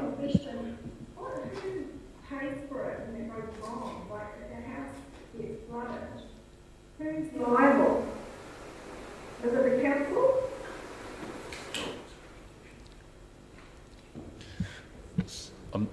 I'm not sure we can answer that generically. It probably comes down to the circumstances, but I guess... You know there's lots of water problems up here, and then you allow more houses to be built at Worcestercott, and then there's a big flood down the hill, which because that water runs down as you know. So who's liable for that? Because you guys know that. Who do the people whose house got flooded go to? Yeah, I'll attempt to answer that. I'm not an expert in this area, but my understanding is that individual property insurance covers the cost for damage in that instance. I'm not aware of any situations when council has been taken to court over such issues. However, it's possible that people may choose to do that.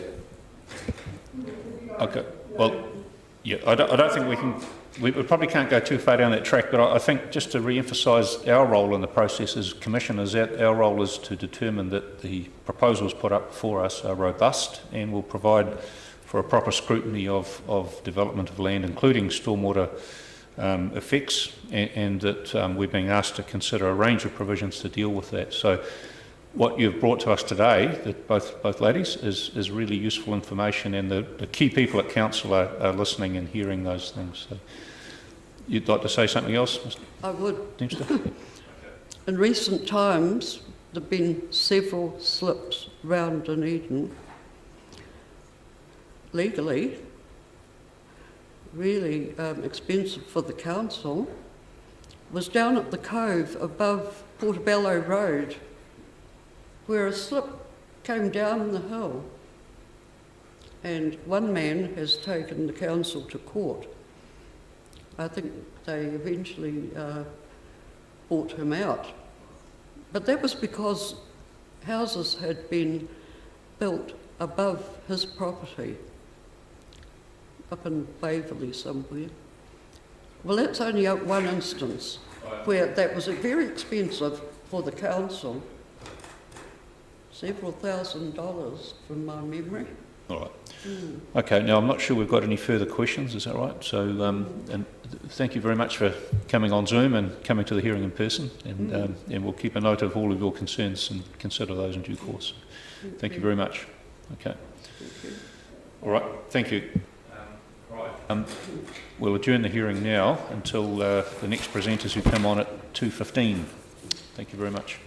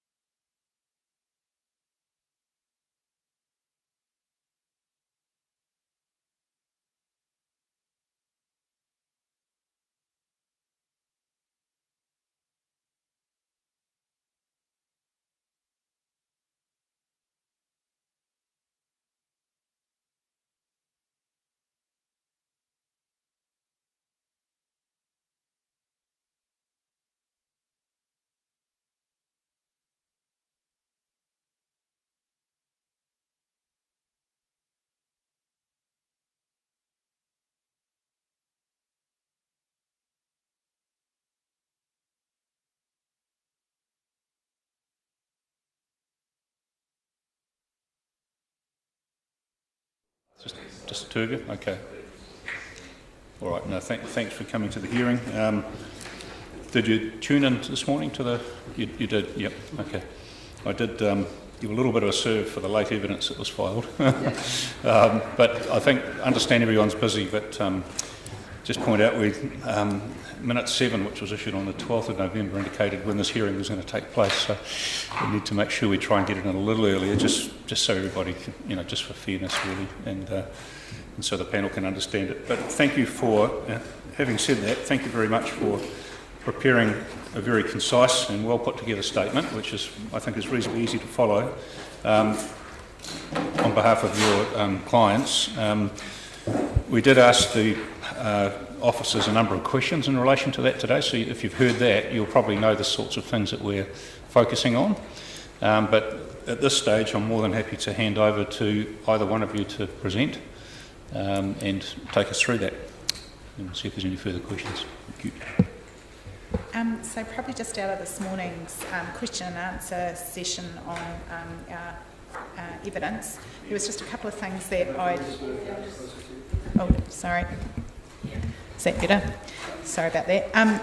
So yes, arising out of this morning's question and answer session on our evidence, there's just a couple of things that I'd like to mention. So the first, there was a bit of a discussion about whether it was to do around the clawback mechanisms and whether there'd been any submissions on those. So table 1 of all of Sweet Consultancy's client submissions had reference to, in 2 places, to clawback mechanisms. And then Appendix 2 of our evidence, Emily noted that some of the wording had been changed, and that's correct. I've noted that in the evidence that we changed, I think, the term land to NDMA, and we did omit the clause about requiring the agreement of all of the landowners, but that's because the NDMA provisions already provide for that. Okay. When you come to, we'll go through that in a bit more detail, but thanks for that. Yeah. I just wonder, before we get into anything else, you did also say that you were wanting to sort of ask us some questions about the NPSUD, and to me that sort of seems the right place to start. And obviously that centres around infrastructure ready and the definition of that term within the NPSUD. So the... Sorry, my computer is... So the NPSUD is the definition of infrastructure ready as in clause 3.43. And so for A, it says, in relation to the short term, there is adequate existing development infrastructure to support the development of the land. And then B, in relation to the medium term, either paragraph A applies or funding for the adequate infrastructure to support development of the land is identified in a long-term plan. If I heard Mr. Oliver correctly this morning, and he can correct me if I didn't, I think that he discussed that the existing, in terms of variation 2, that the changes in capacity for existing areas and existing zoned areas that haven't been developed are already either serviced by existing infrastructure or in the LTP. And likewise, and this is the point that I just want to clarify with him, that the notified greenfield areas in variation 2 are included in Three Waters plans in the LTP. My understanding, but let's have that confirmed. Yep, thank you. Yes, so just to reiterate from this morning, the sites identified as part of variation 2, the assumption when we were preparing funding requests for the 10-year plan was that they would be rezoned. So the funding, or the majority of the funding was that we requested was approved in the 10-year plan. So the 77 million growth related does cover for variation 2, including the greenfields areas. And just while we're on that, sorry, that's 77 million, or how much of the infrastructure does that cover? Does that assume some developer contributions on top of that, I presume it does. So the 77 million is the growth portion. So development contributions will obtain that back over time. Yep.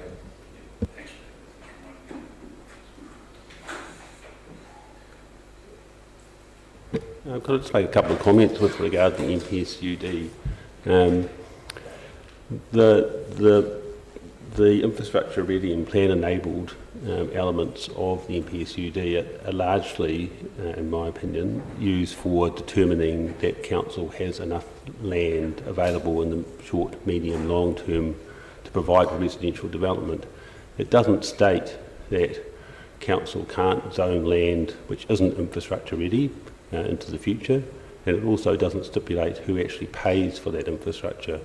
So a debate around the meaning of infrastructure ready, while interesting, isn't really that relevant to this matter.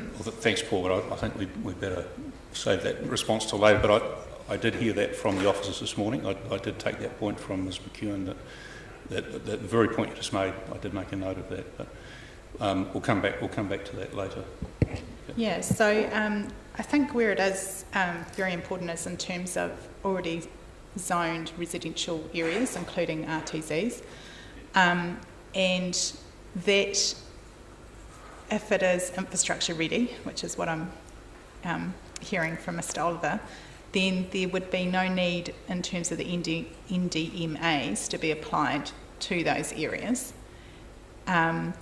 specifically not in terms of Three Waters provisions, and instead what we need is the mechanisms that we have identified in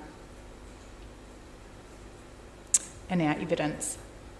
So we've got a situation where we're not saying that there shouldn't be any provision of infrastructure, particularly stormwater seems to be the big one, that because council doesn't know what its stormwater situation is for most areas, that's one that they're wanting to be very cautious about, understandable. But at the same time, in being cautious, we don't want to impede the development of that particularly short-term capacity. Dunedin does have a housing crisis. The minister could still decide to include us in the new regime that's coming forward, that's before the select committee at the moment, and we need to be able to provide a mechanism going forward that isn't as onerous as what's provided under the NDMA and the stormwater and other Three Water infrastructure provisions for the existing zoned areas. Yeah. That's how I saw your evidence here. Was existing differentiated from you, and you said, you set the requirements for stormwater management plans in the new areas or greenfield areas. Is that right? Yep. Yes, but that's been a bit of a nuance because now we understand we weren't aware that Three Waters has included in the LTP the funding for notified variation to greenfield areas. Did you understand the answer that Mr Oliver gave on that though? It was basically for the growth infrastructure, not for what happens on the site. Yes, so we're not arguing, so we've never argued that you don't have to mitigate effects. That's not our argument. But what we're saying is that some of the provisions are too onerous in terms of where that funding has already been provided for. When you present to us, if you can recap on what those onerous requirements are, to be useful, but you have a question. Okay. Want clarity, if when I'll get Mr Oliver to answer me, when we budget stuff in the LTP and it's expenditure budgeted, it's not always coming out of the rates pool that's going to be the expenditure. Am I correct that in fact other income from other sources is in that budget? So when there's 77 million put down, it's not necessarily rates budgeted 77 million. It's budgeted to be spent, but it could come from other sources such as development contributions. Yeah, I just want to make sure that. Okay, so I think we understand that point. So it's really just to get a reminder of what those onerous requirements are. I presume it's the stormwater management plans in existing areas. Is that right? the stormwater management plans are part of it. And we do those as a matter of course now. So in respect of stormwater assessments, I don't think the NDMA requirements are necessarily going to change what we currently do, and I think what's been said in the evidence that it reinforces current policy and current procedure is probably largely correct. I think there's a couple of things I'll add to that, is that the NDMA areas do seek more than just stormwater. NDMA areas are including new provisions around wastewater, stormwater, energy efficient housing, amenity planting and public amenities, recreational spaces, protection of areas with significant cultural, natural values, and supporting efficient use of the land, which is questionable maybe how that, what's meant by that. But putting that aside, there is a raft of elements that an NDMA area is introducing into the district plan, which will need to be considered by development. And it's not just stormwater, it's the quantum of those provisions that give us some concern, particularly where NDMA areas are proposed onto existing residential land. So not the greenfields. I don't think we have any issues with the rezoned greenfields areas with the NDMA requirements, but where you've got existing residential land, particularly those places that those areas that aren't even being intensified. And we're putting an NDMA area on top of that, which effectively is installing new provisions, and which inevitably will mean more cost, more assessment, more work to develop. And it just occurs to me that the result of that is a little bit contrary to the purpose of Variation 2, to make housing easier and encourage housing to be developed and increase our capacity for housing. So that's one concern. Regarding the stormwater, I think our biggest issue is that we think there's a better way that the city can manage stormwater than by requiring case-by-case stormwater management plans in every small subdivision around the city. And in fact, what I might like Jared to answer later on, if he feels like it, we talk about infrastructure ready, and we've got a short term, I can't remember how many houses the Variation 2 is proposing will be released in the short term. Do you remember? Yes. But anyway, there's what we're assuming, and it may be correct, Jared can confirm that, is that we have land that is infrastructure ready for that many houses. In my experience, and my recent experience, I'm a little bit doubtful that we have anywhere in Dunedin that is particularly infrastructure ready. All of the developments that I'm involved with have infrastructure problems that developers have to solve, and to be fair, have relatively little support from council in doing that. There's some ability to have some development contributions refunded, but it's relatively small in the scheme of things. So I have some concern that while it's easy to say we've got that first block of housing capacity can be undertaken in infrastructure ready areas, I just don't know where these areas are. Anyway, that's something that we can come back to. My bigger concern is our approach to stormwater management. At the moment, we have a system which is extremely inefficient, extremely expensive on a case-by-case basis. The stormwater assessments we do often cost more than the solutions, and I don't think the outcomes are as good as the city could achieve. For instance, at the moment it's imposed as a condition of subdivision that a stormwater management plan is undertaken. This is the majority of subdivisions. But people building houses aren't under any requirement to assess or to attenuate stormwater, regardless of whether they're in a flood zone or potentially a flood zone, but in many parts of the city, regardless of whether they're contributing to a recognised problem downstream. We think that a much better system would be an approach that is used in other centres around New Zealand, where the council arrives at a citywide overlay map of different areas that are subject to specific stormwater issues, and within those areas simply a requirement that any new house within Area A must have a stormwater attenuation tank of such and such a size with such and such a release rate. Hamilton does that, and I think we've supplied that information to you. What that means is that you don't need a $3,000 or $4,000 stormwater assessment on each site. A plumber or a builder or an architect or any designer can simply incorporate the right size tank within their design. It can be applied to houses after subdivision, so every house that's built within that catchment area can have a tank of that size. And it would also identify which areas in Dunedin you don't need attenuation, you don't need tanks, you don't need to go to that expense. At the moment, I understand, and the Three Waters guys may be able to elaborate on this, that we don't quite have enough information to be able to develop that, but we are close.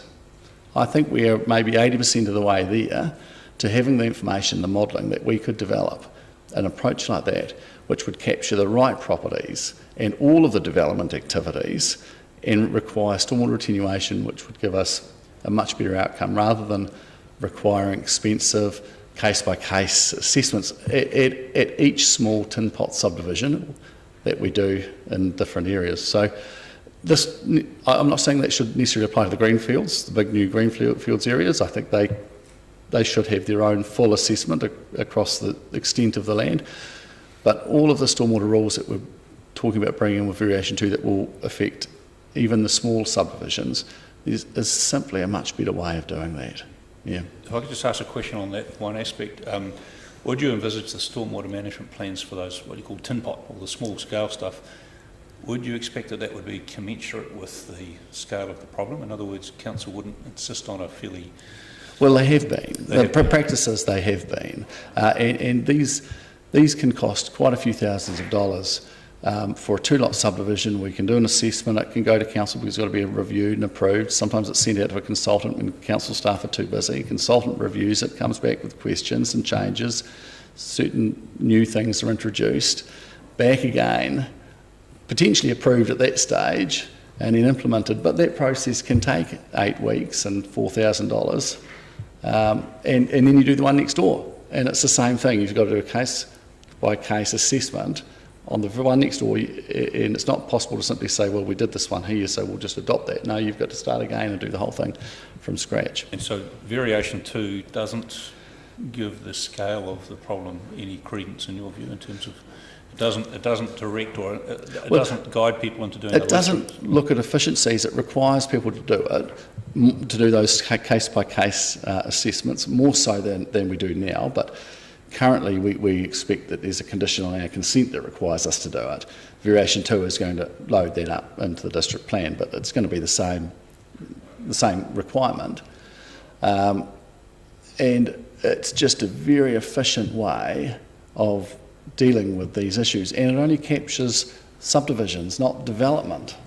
Someone could come along and build a supermarket somewhere and not necessarily have to consider stormwater management. And just on your question about, or your comment about modelling, we were sort of led to believe earlier today that modelling is some way off. I didn't hear what was said this morning, but in discussions that I've had over the last 6 or 8 months with Three Waters, I thought it was relatively far through the process. But we'll just hear from Mr. Oliver on that. If you can just recap the evidence you gave this morning on that. Yeah, so the modelling work, I wouldn't say is close to being finished. We've got a program of work that we think will take around 3 years to work through. We've got $4 million budgeted to go through that, and we're really kind of in the early stages. Essentially the steps are we do what we call a rapid flood hazard assessment over all of the urban areas of Dunedin to identify flood hazard and priority areas, and then we target those priority areas for more detailed model development, and then potentially also then having to do flow monitoring to calibrate the models and so on. So yeah, so that's kind of where things are at. You want to respond to that? Yeah, I'll respond. Okay, look, I can understand that. What I'd like to know from Three Waters is if the approach that I've explained is something that they are interested in looking at and pursuing. If it is, fantastic. doesn't it then become a question of, well, how do we get to that point in 3 years' time, and how do we transition from through a period where we may not have those maps and those standardised tank approach available to us till we get to that point. What I'm concerned about is that Variation 2 is implemented with the provisions that are currently proposed, and in 3 years we might get that data, but it may be very difficult to then make use of that in terms of the district plan framework. So, right, and just in relation to the stormwater holding capacity, I didn't ask, I don't think I put that question to the officers this morning. I'm searching for it in here. Was it mentioned in the joint statement? It's variable. It will depend on which areas. So, right. Okay. That suggestion. Just take us through that suggestion again about providing stormwater retention. So Hamilton, and that's probably the best example, has a system where, depending on which part of the city you're in, you use a particular graph that they've prepared. And I think it's based on site area. You go along to where your site area is on the bottom bar, and you run up until you get to the curve and run across, and that tells you how big your tank's got to be. So the bigger the site, bigger the tank. It could easily apply to hard stand surface areas. Those graphs can be drawn up in any number of ways, but the idea would be that you might have one of those graphs for the hill catchments, or Marrow Hill, or Anderson's Bay, if that's a little bit more dynamic to a different area, and you could have a different graph drawn up for the Tyree or South Dunedin, where you've got slightly different rainfall characteristics.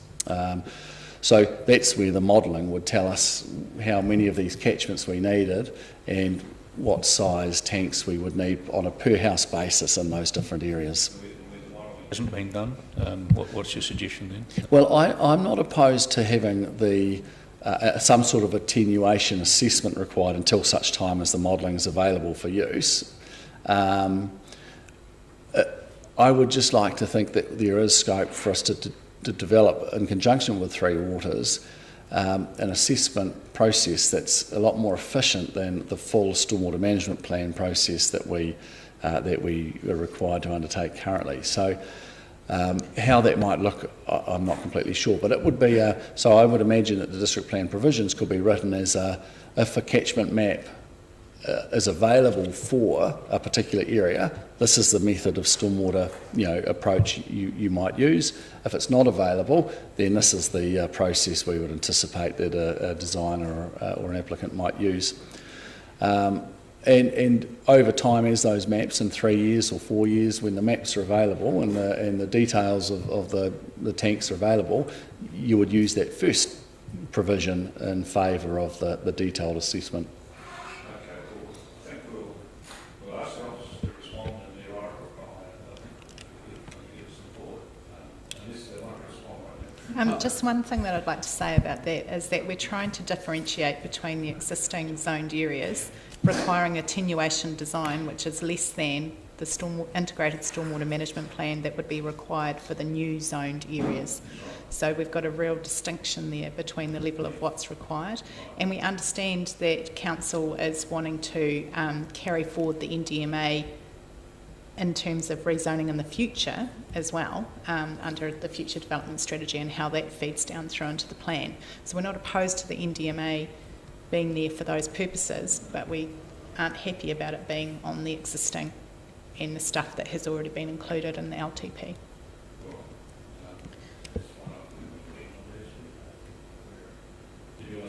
I wouldn't mind just saying a couple of things, and it's interesting hearing the approach, and I'll leave Emily to talk about stormwater per se, but first of all, the RTZs were mentioned as an area which are infrastructure ready. They clearly are not. That's why the transition zones are there until the infrastructure is actually available and in place. They don't transition to the new zoning. So I just wanted to clarify that. And also, Mr. Bowen talked about things which wouldn't get assessed for stormwater. I think he gave an example of maybe a supermarket or a shop or something like that. Depending on where they're built, depending on what the activity status is, Council will have the ability to consider stormwater management in situations where they're built out of zone. So true to a degree, but I just wanted to clarify that. And then I guess Emily might want to respond to how we're approaching the smaller sites in terms of stormwater management and approach. Just when we have this discourse, it's really, the officers really just ask questions of clarification. I've got to be a bit careful that it doesn't enter into sort of a cross-table discussion, but if it helps, if it helps you present your case, I'm happy for it. But it's not so much a back and forwards, it's just to try and clarify the council's position. Are you happy with that? Or? I'm happy to answer questions, and right, okay. We'll try and go through the panel, but there might be a little bit of this, I didn't want to disadvantage you by having a sort of other points of view put to you, but it's more about clarification. Yeah, okay. All right, if you can phrase any response on those lines, if you can, Emily. Mm-hmm. Sure. So one point that I think would be worth clarifying is regarding how what funding has gone into the long-term plan, and perhaps Mr. Oliver can speak to this. But in terms of stormwater, it's my understanding that funding hasn't been put aside for on-site attenuation, and that the upgrades to the network are sort of reliant on on-site attenuation occurring. So perhaps that's something that could be clarified further by Mr. Oliver. I think you wanted to make another point too. Maybe you could clarify that to start with. Yeah, so just to clarify that, the funding is that's been approved is based on, say, for example, for stormwater on-site attenuation that meets the provisions that we put into the variation 2 plans. If that wasn't the case and there was no on-site attenuation, then what would happen would mean that the infrastructure, the off-site infrastructure would have to be, upgraded further for more capacity, which is more cost, which effectively means the DCs are higher. So, in a sense, developers would end up paying either way. But the approach where they manage on-site means that these sites can be developed sooner rather than having to wait for rezoning until Three Waters has upgraded the infrastructure. And then if I can just clarify a couple of points in relation to what the submitter said earlier, I would just like to point out that in 9.9x4 of the provisions that are proposed for stormwater management for areas outside of a new development mapped area, the wording that we've put in there is tried to clarify and illustrate the fact that the stormwater management is scalable to the scale of the development and the information that would be expected or required. And we also have taken on board suggestions from the submissions and looked at Hamilton, and Wellington was also referred. And so we have considered a different approach for smaller sites where there's potentially less than 6 lots. Up to 6 lots. And also, I just want to point out, in terms of how Hamilton does it, we reviewed the approach that Hamilton takes, and we didn't actually find anything that says they've identified areas of the city that do or don't require a stormwater management plan. The approach that Hamilton takes is they have what's called an alternative solution for small lot subdivisions up to 4 lots, where individual rain tanks are allowed, and there's charts and guidance which means you don't need a stormwater management plan. But once you go above 4 lots, you get into, they have kind of different criteria. Basically, between 4 and 40 lots, you have to do what's called a water impact assessment, which would probably be equivalent to a light, what we would call stormwater management plan. And then above 40 lots, essentially they ask for a full hydrological assessment, which is what we normally expect in a stormwater management plan. So just want to make it clear that the approach that Hamilton takes, it still at times requires developers to do full stormwater management plans in effect. Yeah, I think you covered that in your report, evidence. Yes, that's correct. Yeah, it's coming back now, but just wanted to reiterate it. So I take that point. But can you just remind us how variation 2, how close does it come to that approach? Yeah. You said 9.9x4 provides some. Yes. It makes it a lesser standard, if you like, of assessment for the smaller ones. Is that right? Yeah. I mean, I could I can read out the wording, which says that outside a new development mapped area, the developer must provide, providing a stormwater management plan proposal prepared by a suitably qualified person contains a level of detail commensurate with the scale of the subdivision, land use or development activity, reflects the scale of any stormwater management issues in the catchment and any capacity constraints in the public infrastructure network, and where available follows any relevant guidance on acceptable stormwater management solutions, and for subdivision activities that result in more than 6 lots or subject sites greater than 1 hectare, providing a full stormwater management plan where requested by council. So we have taken on board the submissions and are trying to provide more clarity and make things a little bit simpler for the smaller sites. All right. Now, did you understand that, Mr. Bone? Were you aware of that provision, or? I had read that. I actually don't believe that that's going to change what we currently do. And maybe, I don't know what your own thoughts are, but listening to that, that's a fairly full assessment required to meet that bar anyway. That's not what I would consider a small attenuation assessment. So I don't know where the 6 lots came in and the relevance of 6 lots as opposed to 8 or 10 or 12 or 4. So I'd quite like to understand why 6 lots was selected. But putting that aside, I don't have a problem with the approach of having potentially three different levels of stormwater management assessment for different scales.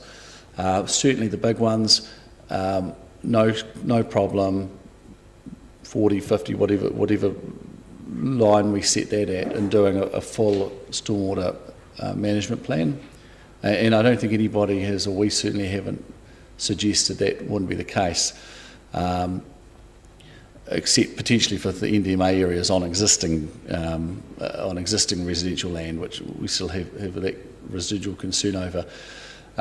Some of the other things Jared was talking about is the funding that they've put aside for infrastructure upgrades, it sounds like relies on on-site detention to be included in developments. Now that's fine, but doesn't that mean that it's then incumbent on the council to make that provision by a private infrastructure which supports problems that the network has an easy process and a cost-effective process? We're going to lump some costs on the developers because we've got issues in our network and we don't want to upgrade our network to cater for the whole of the problem. Let's not make it overly expensive and overly complicated at the same time. That would be my... Yep. And can we take it from your submission what those suggestions you have to make it a better process would be?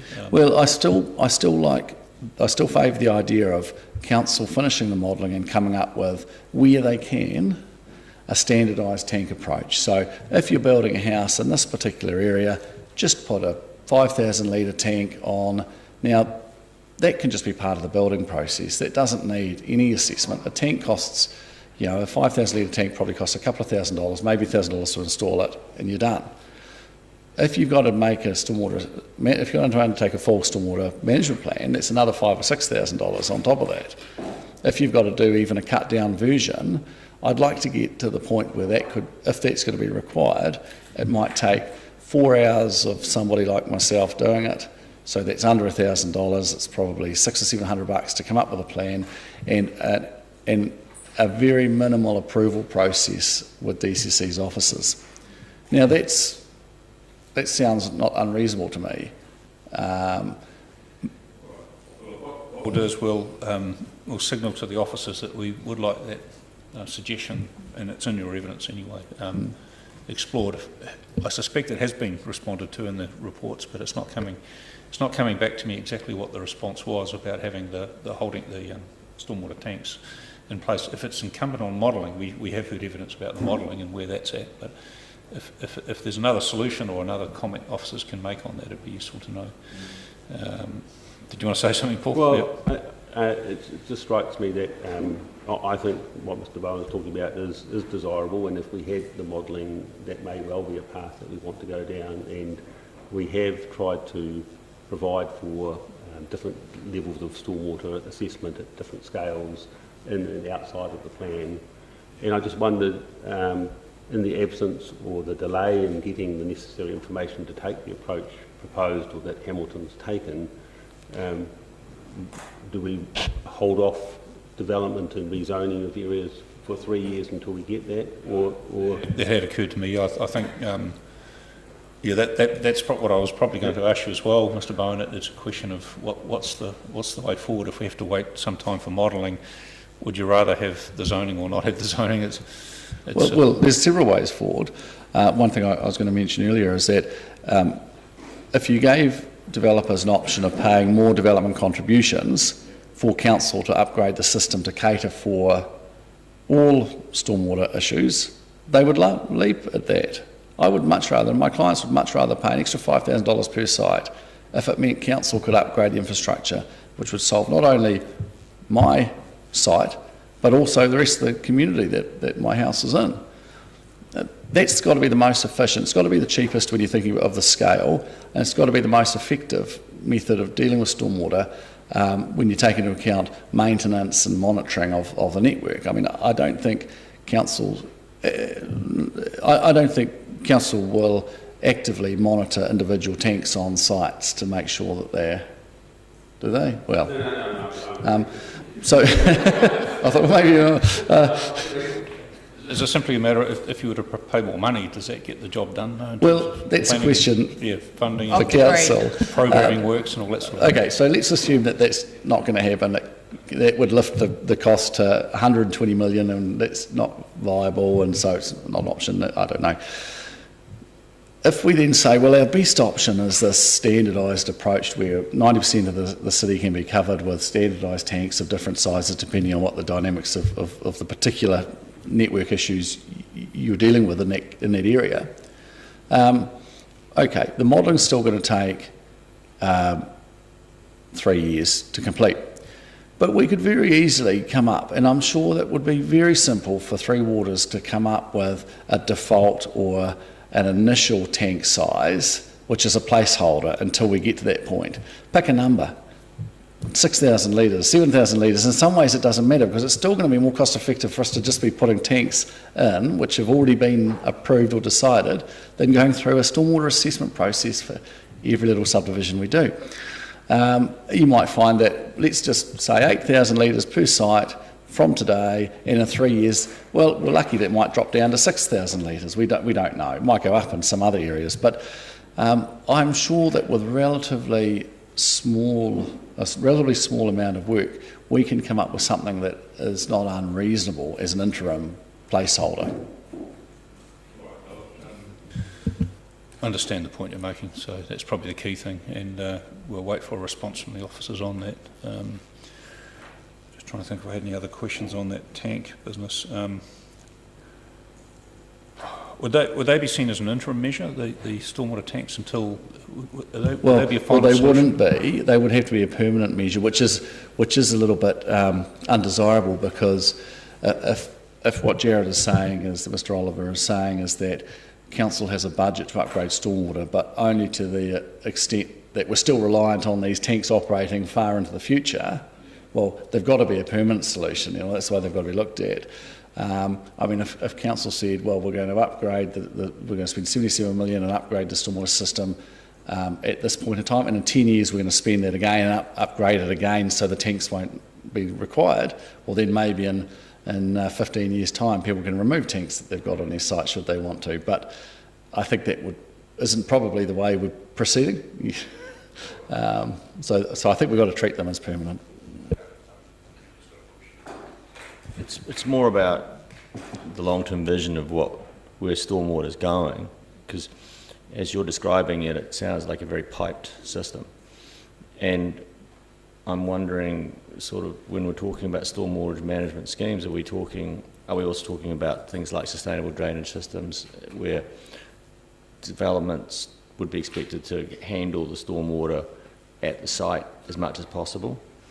Because just the wording you're using, it seems to imply that you're talking just about bigger pipes and the standard method with which we've been addressing stormwater. Yeah, that's right. And to be fair, that's exactly what I've been saying, and that's because we have a piped system established in the city. Most of our problems with our pipe system in South Dunedin. Where we've got the greenfield sites proposed, the bigger greenfield sites coming through in variation 2, full stormwater management plan is required. There is an expectation that there would be new urban design features, rain gardens, swales, open ponds, treatment, that sort of thing would be built into them, and that's a great outcome. But in most of those cases, the water's then still going to pass into a DCC pipe system when it gets off-site. There are some on the Taieri where it might go into some of the ORC drainage schemes, but most of the time it's still going to end up or at least pass through a pipe system at some point. So it tends to be those pipe systems that are the bottlenecks and other more difficult sections to upgrade to. But that's what we're dealing with, yeah. I'm not sure if you've finished the presentation because we've been butting in with questions, but I have got another question. I don't know whether to ask it now or wait till it's possibly for you, Ms. Peters. Just in relation towards the end of your statement, or it's a combined statement, but paragraph 21, that follows on from the advice note, if I've got it right. Note to plan user in paragraph 20, where the 42A report makes a suggestion that it says where the results of an ITA required by that rule, stormwater, wastewater management plan, etc., demonstrates the need for upgrades, the responsibility and funding for these will be negotiated. So that's the sort of clue that there's going to be a negotiation process. And we had a lot of questions about that this morning, about how that might work in terms of resourcing and officers, and you probably would have heard that. But in relation to your 21,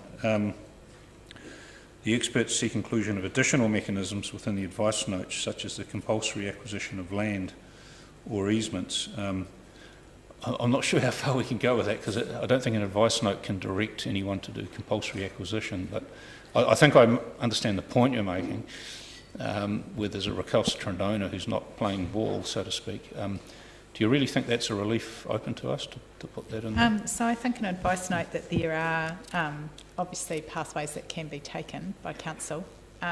What we're wanting to avoid in those MDMA, now we're not talking about the existing zoned areas, we're talking about the greenfield areas, and we're talking about in particular those ones that Ms McKeown has helpfully put in terms of the multiple ownership.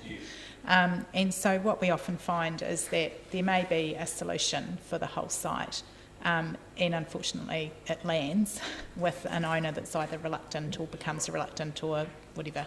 And then if most developers are pretty pragmatic, and so they will go with an plan D, C, E, Z, and come up with something that avoids that person so they can get on with their development and not be held up. That's probably not what we're seeking here in terms of everybody being on the same page. We're wanting the best outcomes for the city. So if there's someone, and I suppose what we're kind of wanting to future-proof is if there's a particular a scenario where there's a landowner that has a key piece of land that's absolutely key for the infrastructure and there's no way around it. So something that just lets them know that there's other processes available to council in terms of, even if it is just using other provisions of other acts. And then also, again, with that, in that advice note, just trying to get either in that advice note or actually a provision in the plan about a fair mechanism for the distribution of cost as well. Yeah. In terms of that table that yes. The ownership, do your clients have multiple ownership of the land that they own? So I haven't been to check that, but just as a matter of interest, really. Yep, just give me a moment to have a wee look. So one of Kurt's does. Yes, I've got, so you're in that one there, aren't you? Yep, so Kurt has the one with 11. The Wakaru Road, I have clients in there, which has 9. Now, that, and there's others that we represent as well within that. The Wakaru Road one's really interesting as a case kind of study in terms of how these NDMA provisions would work. That's a site that is split by the road and potentially would end up with solutions one side of the road or the other, but the NDMA provisions would require them to do, so for example, the landowner to the right would be required to be part of the stormwater solution for the whole site, when that's not probably a logical split. Probably you're going to end up with a plan for the part to the right of Wakarī Road, and then you'd end up with a plan to the left. But the NDMA provisions don't actually provide for that. And the reason for that is topography and also drainage on the road. What sort of difficulties would that cause you to? Well, for example, if the landowner on the right is gung-ho and wants to get into it, and other landowners don't on the other side, that landowner will have to pay for a stormwater management plan across the whole site to the benefit of everybody else, just so they can get on with their bit, when in fact they are very unlikely to be piping stormwater uphill across the road to the land on the other side of the road. Yeah. I mean, I don't necessarily have so much of an issue with the cost of it. If I owned that land to the right and I was going to get 100 sites out of there, and I had to pay for a stormwater management plan, and it had to take into account the land on the other side of the road, it wouldn't be the end of the world. But what would concern me is that if I drew up a stormwater management plan for the whole block, which from an engineering perspective is potentially the right thing to do, because you're taking into account the whole of the land. I then go to those neighbours and say, look, this is what I've drawn up. I just need you to agree to this and we'll get into it. And then who knows what, well, we do know potentially what could happen if your design and your implementation of housing is contingent on neighbours saying yes or no. It's a bit of a risky proposition. So you're looking for certainty. Yeah. Well, I think if I was a developer there, I'd want a pathway through those problematic areas. So yes, I think having me required to do a stormwater management plan for the whole site, no problem. Having me required to go and consult with other people who own property within that area, no problem. But I need a pathway if they come back and they say, Kurt, get out of here, we're not interested, don't come back. I then need, well, where do I go from here to get to where I need to be and where the city needs to be? I understand that, and it's interesting that your properties are right down the bottom of that table, so I think that...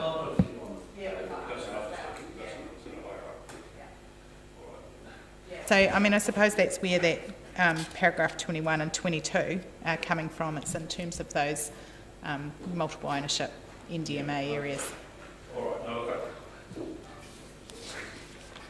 Are you seeking that you want to know whether or not a party is affected or not, versus you want some sort of mechanism that even if they are affected, they could be effectively forced through?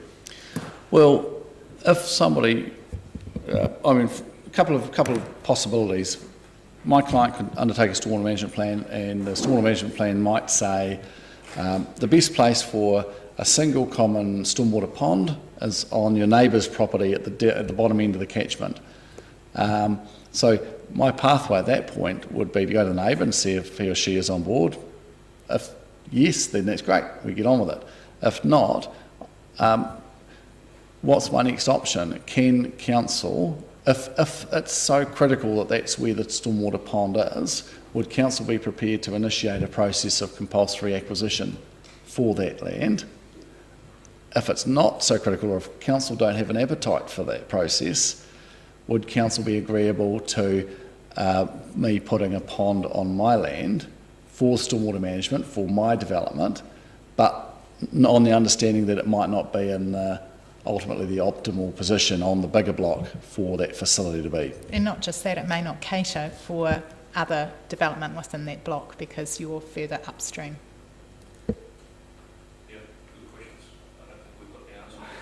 And the issue is, it's not just that you're an affected party within an NDMA, it's that the provisions actually require the developer to go and get the consent of. There has to be the agreement of all those landowners in that NDMA, and that's just really problematic potentially. We've got examples where, currently where developers have attempted to buy land critical for infrastructure or parts of land from neighbours and can't get anywhere, and it doesn't matter what money's put on the table. The people just, for whatever reason, won't. Before I hand over to one of the commissioners, in terms of the current 2GP and the structure plan type scenario, is that the situation that exists already? Is the variation making it any worse, or is it just that it's introducing new NDMAs? Well, the variation will make it worse, where at the moment there's very few structure plans. I don't think there's any structure plans, but correct me if I'm wrong, that require owners to collectively work together on things like stormwater. So you could, or our clients could produce a stormwater management plan just for their site, even if it's a smaller piece of a larger area. Some of the structure plans do have designated areas on them for stormwater infrastructure. Roading as well, potentially. Yeah, and roading and also reserve areas and other such things. And so we've definitely got an issue with the NDMA being put over those existing zoned areas that also have structure plans in place already. Yeah, Yeah, I just agree that I don't think the structure plans do require the different landowners to work together or agree absolutely to everything. Also note that in an effort to try and acknowledge that there's different catchments, the example given, which we've just looked at, isn't the best example, because GF11 is broken into two new development mapped areas either side of the road, and so that enables them to be dealt with discreetly with the various landowners. And if we go back to that list that Ms. McEwen provided in her opening statement, you'll see GF11 and twice in that list to represent the two different parts. I also think that the point being made about the different catchments and where an NDMA site covers an area where there's land ownership perhaps higher in the catchment and below is a good one, and that that's something which I don't think our assessment matters cover at the moment, but it's been raised with us before, and I think we need to be cognizant of that, and we'll cover that in the right of reply. If you can make a note to do that, that'll be useful. Yeah. Thank you.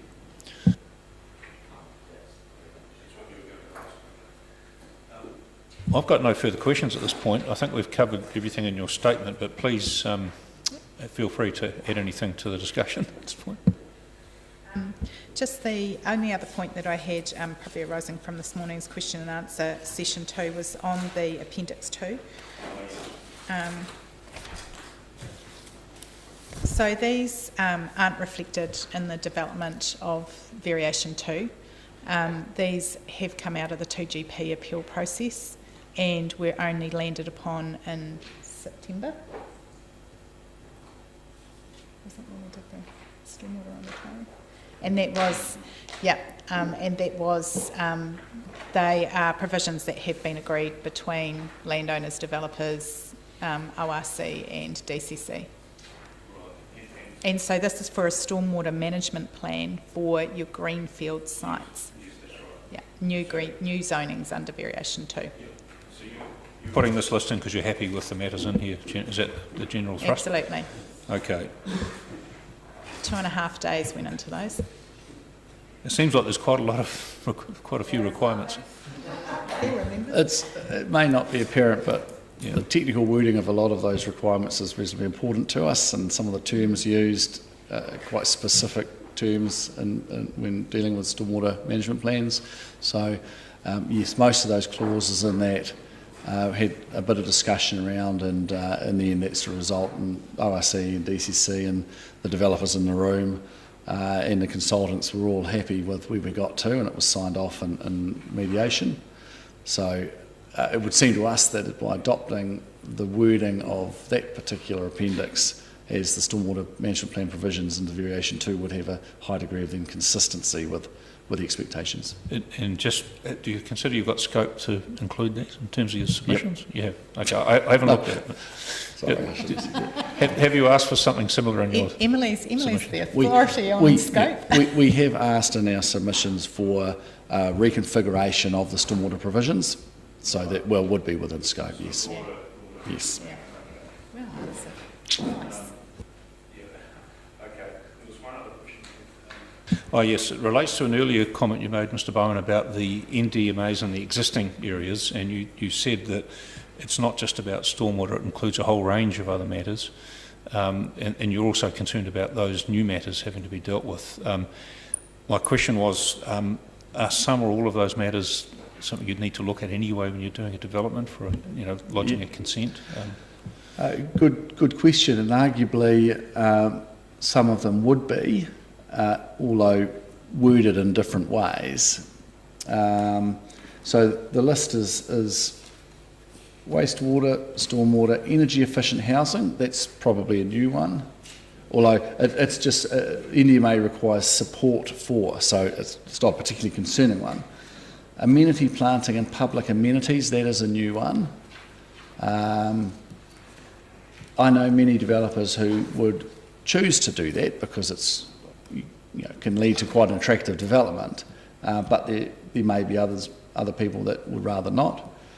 Recreational spaces, that's a new one, and what does that mean? I don't know if that means we're back to vesting reserves, which we haven't been doing for many years, as part of subdivisions, and how does that affect Variation 2's capacity calculations if a whole lot of land's got to be vested as a reserve?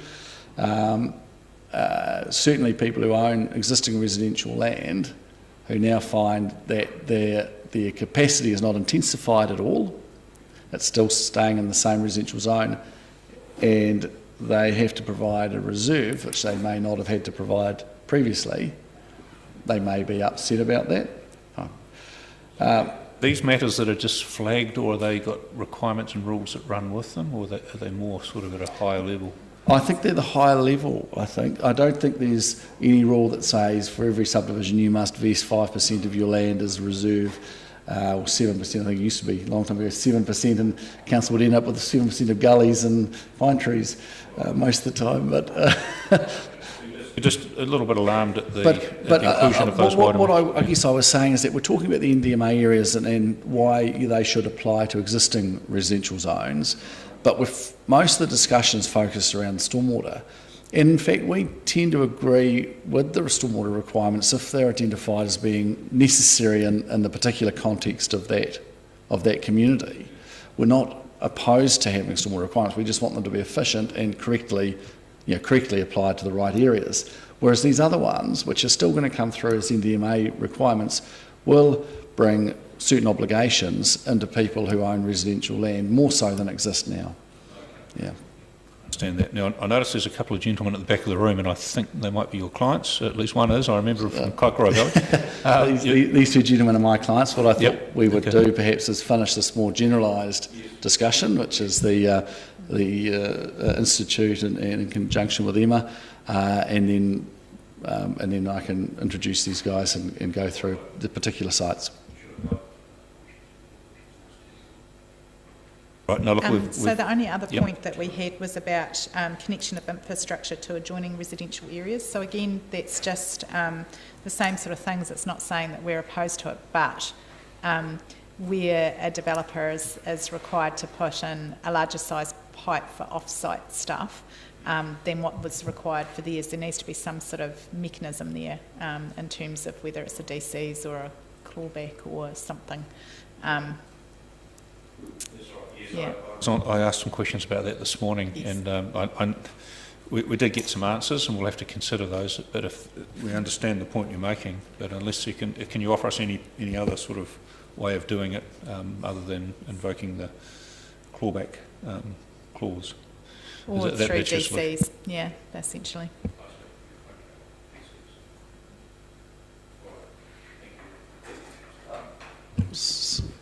I had just one other thing.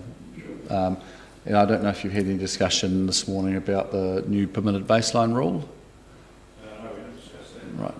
So the Variation 2 proposes to bring a rule, and I can't remember what rule it is, that says stormwater assessment won't be subject to a permitted baseline assessment.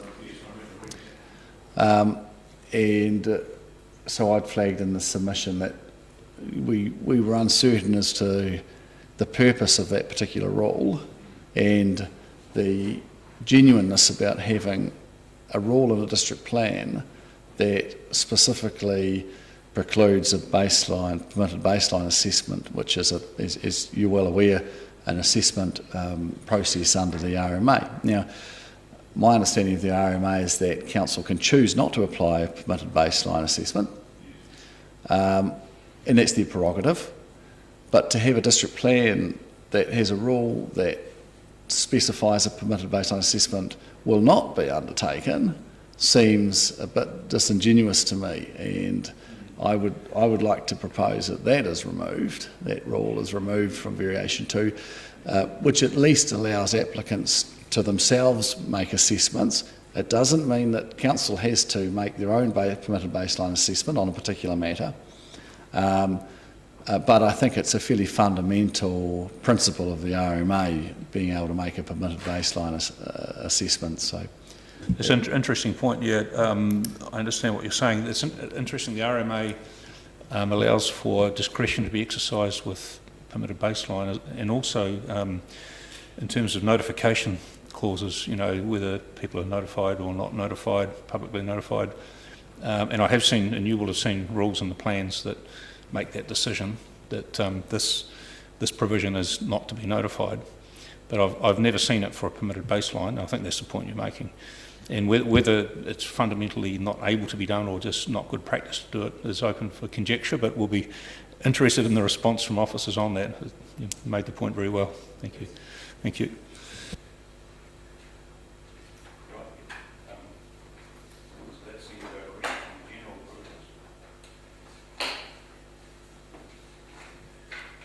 Would you like to take a short break to organise the next part of your presentation? Because we're happy to do that. Straight in, okay, sure. Okay.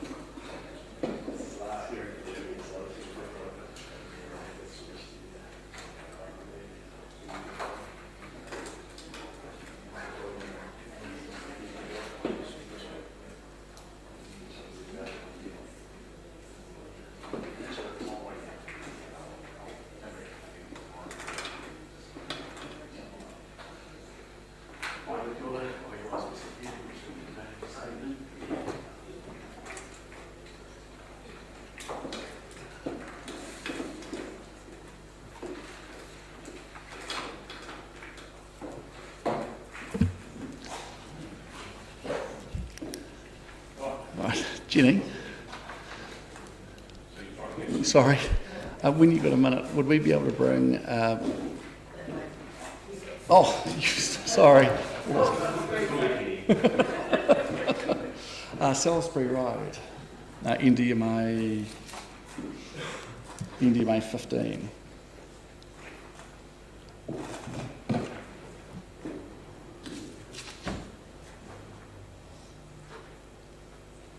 Scroll down over here.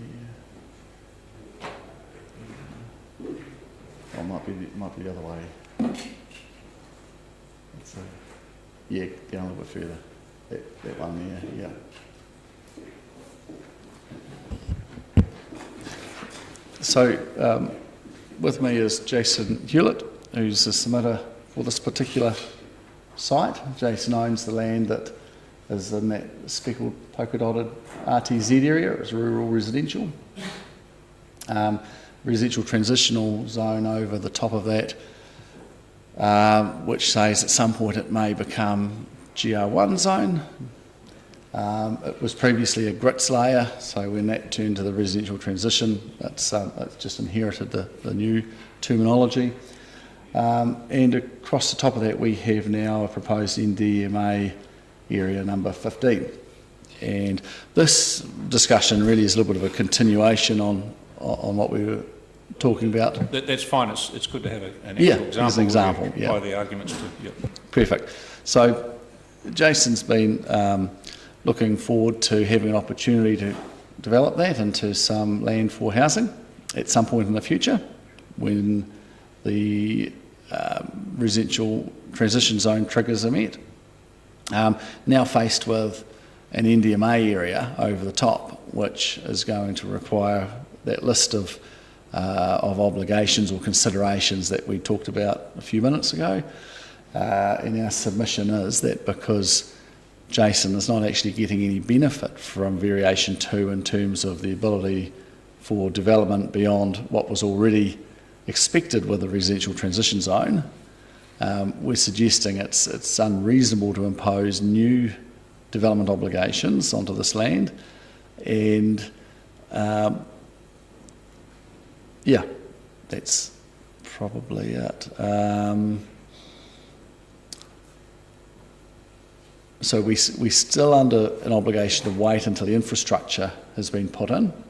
That's one of the triggers for the residential transition zone.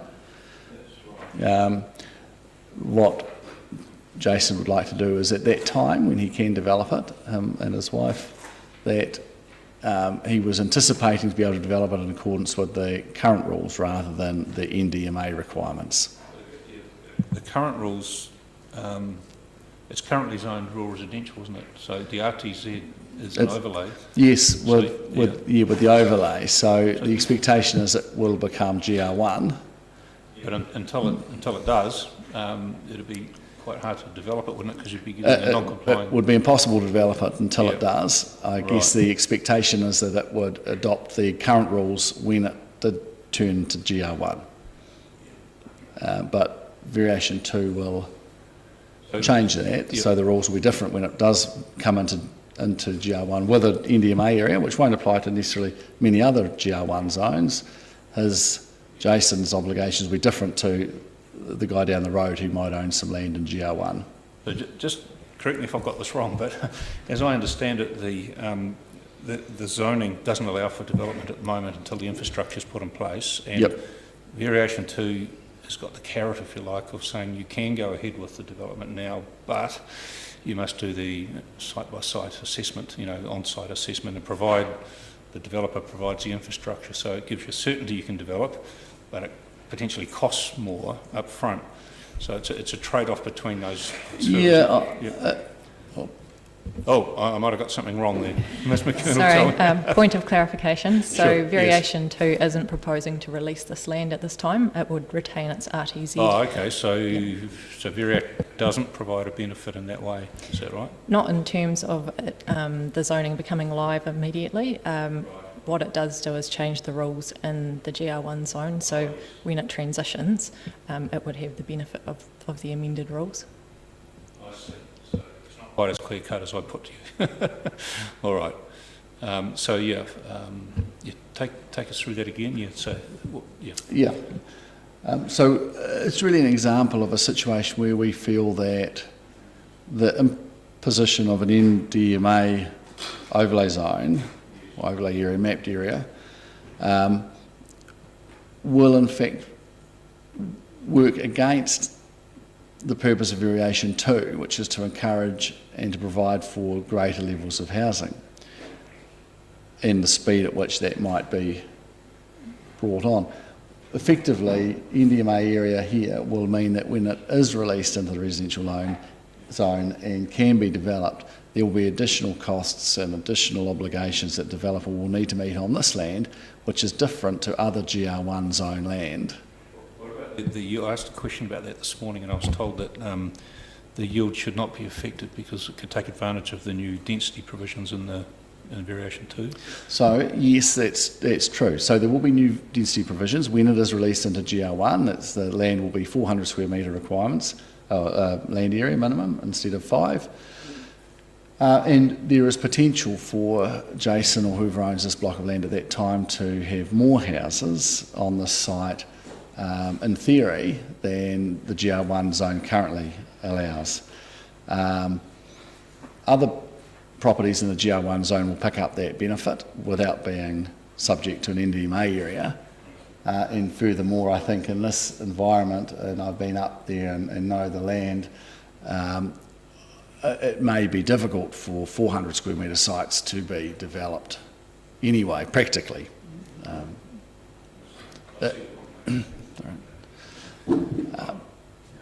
So, is there anything you'd like to add, Jason? No. That's good to use that example, but it just reinforces the principles you were making earlier. Yep, the arguments you're making earlier. Okay. Again, that's something we'd be interested in a response in time, but I think it's partly dealt with in the reports we've got, and it's just a matter for us to evaluate that. But thanks for clarifying the RT. It doesn't immediately give effect to the zoning. No, okay. I'm just curious to know why this particular tract of land it's more difficult to build 400 metres square rather than 5. Jason might be able to add to this, but we've got constraints around the road access. The topography of the ground is a bit rolly, so we tend to design slightly larger sites where it's not, a flat area. And between infrastructure and topography, and potentially market desirability for sites, I'm not certain that this would be a strong candidate for development into that very tight 400 square metres type development. But, yep. I understand that. I'm just trying to understand, if we put the density provisions aside, why would variation 2 result in a reduced yield? Why would it have less houses on it as a result of variation? I don't think it would have less houses on it. I'm not sure it would have many more. Yeah.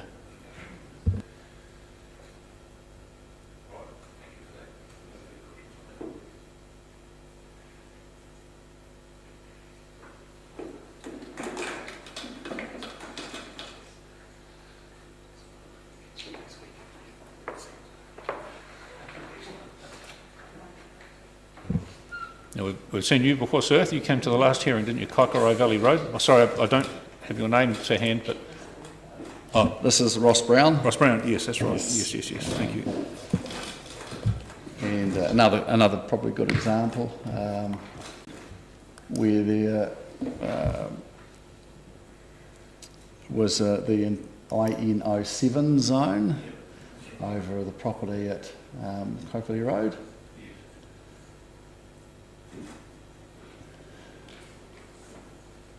And the committee will probably recall that last time we talked about this site, there was a concern expressed that the requirements under the NDMA area, which is part of the IN07 area, and the wastewater constraint area, was going to be significantly onerous to the point that it was the applicant's preference to leave the land as GR1 rather than having it rezoned under variation 2 to GR2.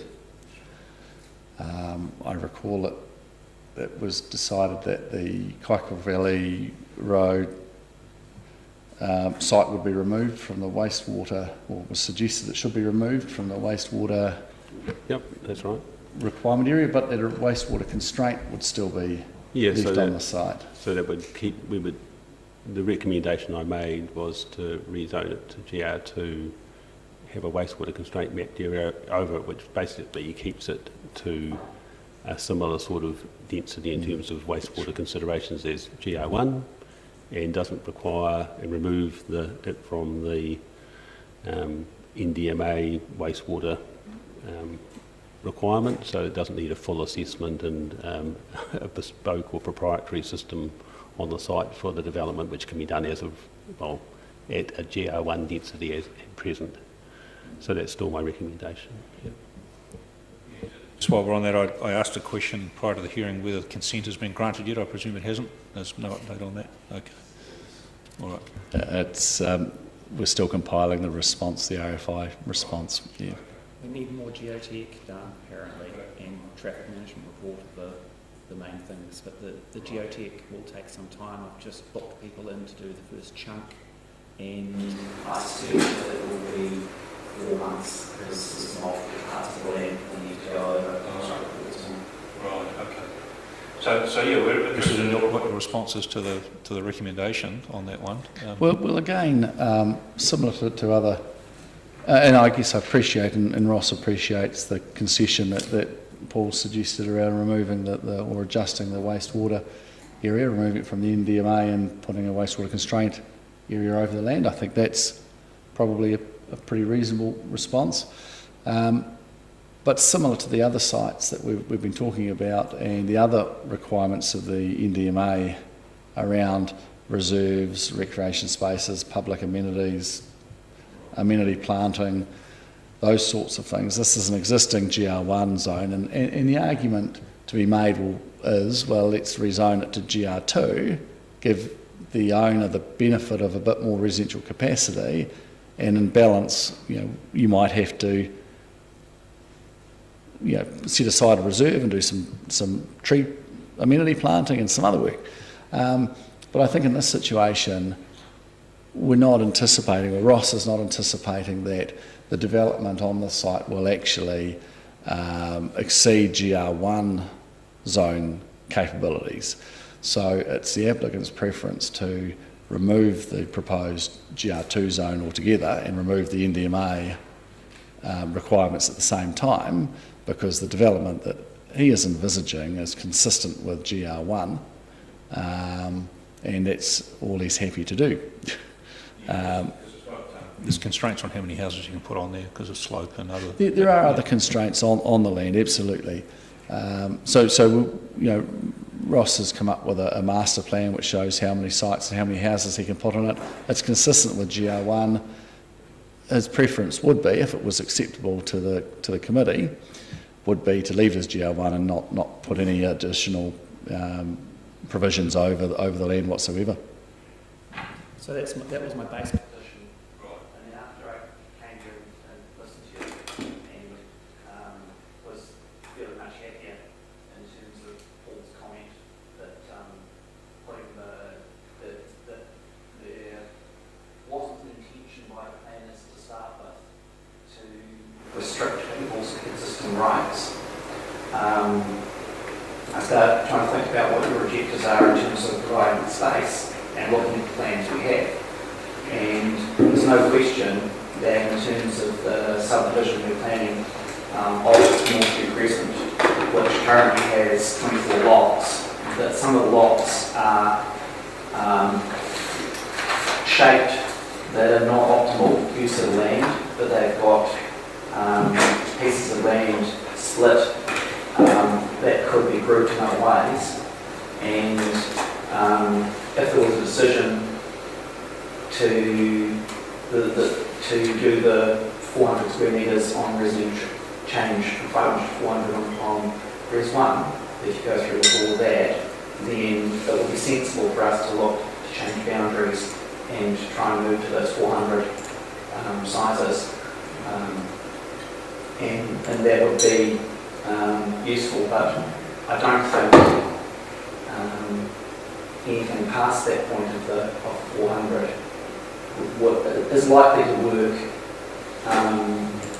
in terms of what we're planning to do, because we intend to leave a large area green, and maybe in 20 years' time when there's another similar process, it might be worth thinking about that in relation to the green space.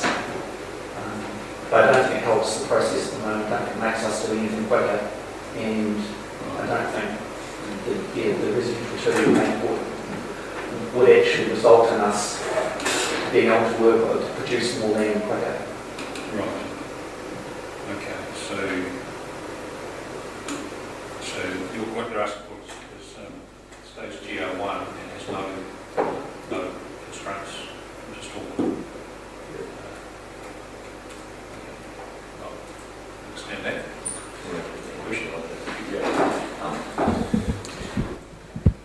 Just a question for the staff then. If it was to go to GR2 with a wastewater constraint on it, would it put any more burden on the developer than if it was to stay at GR1?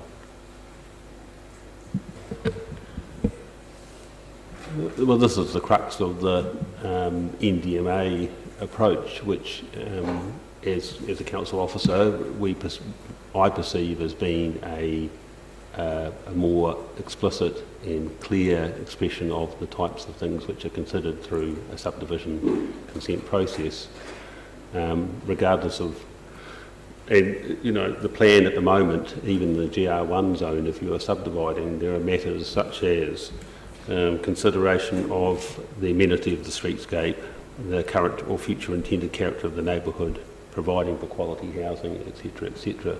Now, it doesn't mention reserves per se, but that is a standard consideration for all subdivisions in the city, as Mr Bowen alluded to before. And so the NDMA, while it's perceived to be a more onerous assessment and requirement for an applicant to comply with, is, in my opinion, just a clearer expression of the things which are already considered through normal subdivision design. And so taking the NDMA off, it's debatable as to whether that's... Yeah, my question wasn't about the NDMA, it was if it was to go to GR2 and just have the wastewater constraint on it without the NDMA, which I thought was the solution that you were potentially offering. But I wasn't recommending that the NDMA be removed in its totality. I was recommending that it was removed, the wastewater provision was removed from the site. And so those clearer expressions of the other assessment matters for subdivision would remain, because in principle I believe those are relevant regardless of... but I did think it was an unnecessary burden to require a proprietary wastewater system in an area which is already zoned for residential development. I don't think it's necessarily a burden to actually do a good design and consider the relevant matters in any subdivision, regardless of intensification or not.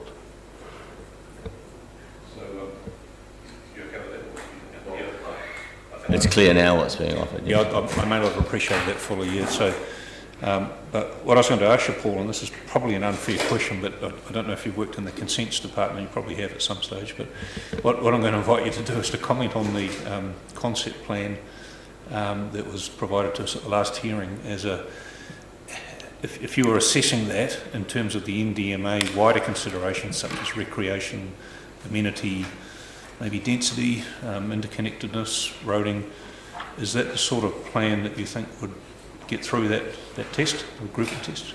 I didn't look at it in great detail. I have worked as a consent planner. I have processed many subdivision consents. I believe that all those sorts of things would be considered by the consent planner processing that, and I also believe that many of those things would have been considered by the surveyor who developed that concept plan, and it looked to me at a brief glance that most of those things had been taken into consideration. So, yeah, I mean, on the face of it, and we haven't studied it in great detail, it's not a high density development with no amenity, or it's dare I say it, it's the sort of thing that the plan is probably steering towards, something that has careful thought to design and integration. So it might be, Mr. Bowen, that Mr. Freeland's point is that the NDMA considerations other than wastewater might not be that big a test to pass. Yeah. Yes, I can understand that. And in many of those elements of the NDMA, Mr. Freeland is quite possibly correct. I'm not sure about the reserves one, that might be a little bit different. I guess the submission is largely born from a concern that changes of this nature will lead to different interpretations by processing planners that aren't what we're currently used to dealing with. So it's difficult to say how those NDMA provisions will be applied at the consent processing stage, and whether we're going to suddenly see a lot of RFIs coming back for more street trees or different street trees, or have you thought about that type of tree instead of this type of tree, or and whether just the fact that it's now become a provision, it will trigger a higher level of thinking about these things than we're currently used to. So that's probably a large part of what's driven it. And can you just clarify, with the current consent application that's in, it's subject to RFIs and the rest of it, is that being considered under variation 2 in any way? Is there any way? No, I don't think it is. It was lodged before. It was lodged before. Certainly, okay. Yeah, Okay. yeah. No, I don't think there's been any. Or certainly the RFI, and the RFI is talking about geotech and transportation predominantly. A little bit of, actually, to be fair, a little bit of urban design and outdoor use of common areas within the tighter unit title stage. So that was one of the papers I presented last time, just in response to the RFI question about outdoor space. common areas and walking tracks. So that probably speaks to Paul's point that there is some consideration of those things already. Yeah. Well, thanks for that. It's a very useful discussion. We'll have to weigh all that up. But yeah, we've got no further questions. Does that mean that unassumably two consents we have in place will go through, but we'll be able to answer the questions sufficiently for people planning? And I'll just do some back the envelope calculations here. 2.5 hectares, so half the land then will have been consented for development. We'll be down to what is our house site, and a big green belt in the middle, in the gully, parts to build that we're planning to keep green. What's the point of putting NDA on half the land, which is our house site, and that bit? Yeah. Of imposing a whole lot of extra conditions where it actually might be advantageous to try and cut off a little bit more somewhere, but all of a sudden there's going to be these extra rules we have to comply with. Well, I suppose the consent, if it's granted, you'll be able to operate in terms of the consent for that part of the site. Yeah, which is half the site. Yeah, that's right. But I don't think we can put a lot of weight on that because we're not sure the consent hasn't been granted at this point. But yeah, so that. Those questions of candidates are quite straightforward. So the process will be quite simple from here on. Is there a chance that consent could be issued before a decision is issued? Certainly send it to us. We do, as a part of this process is we don't particularly approve developments on sites. It's more, is the zoning suitable and are the provisions suitable, and so that. But yours is a good case study because it's possibly different to a lot of the other properties, and it's got some history that the others haven't got to. So we've been drawn into it, and I'm happy to do that because it illustrates some of the points that are being made as part of this process. But keep us posted on that because but we are intending to issue decisions on these first three hearings early next year.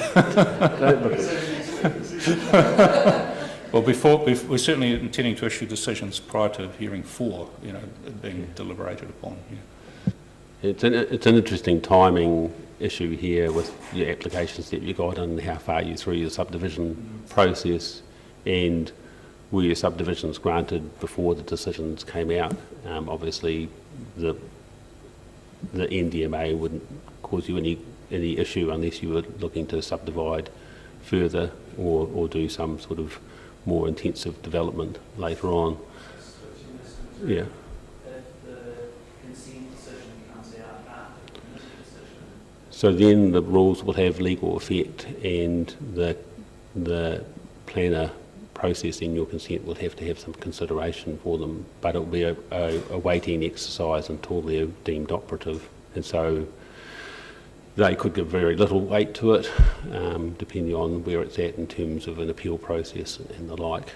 But technically, they would have to say, oh, there's this assessment guidance here which has been approved by the panel.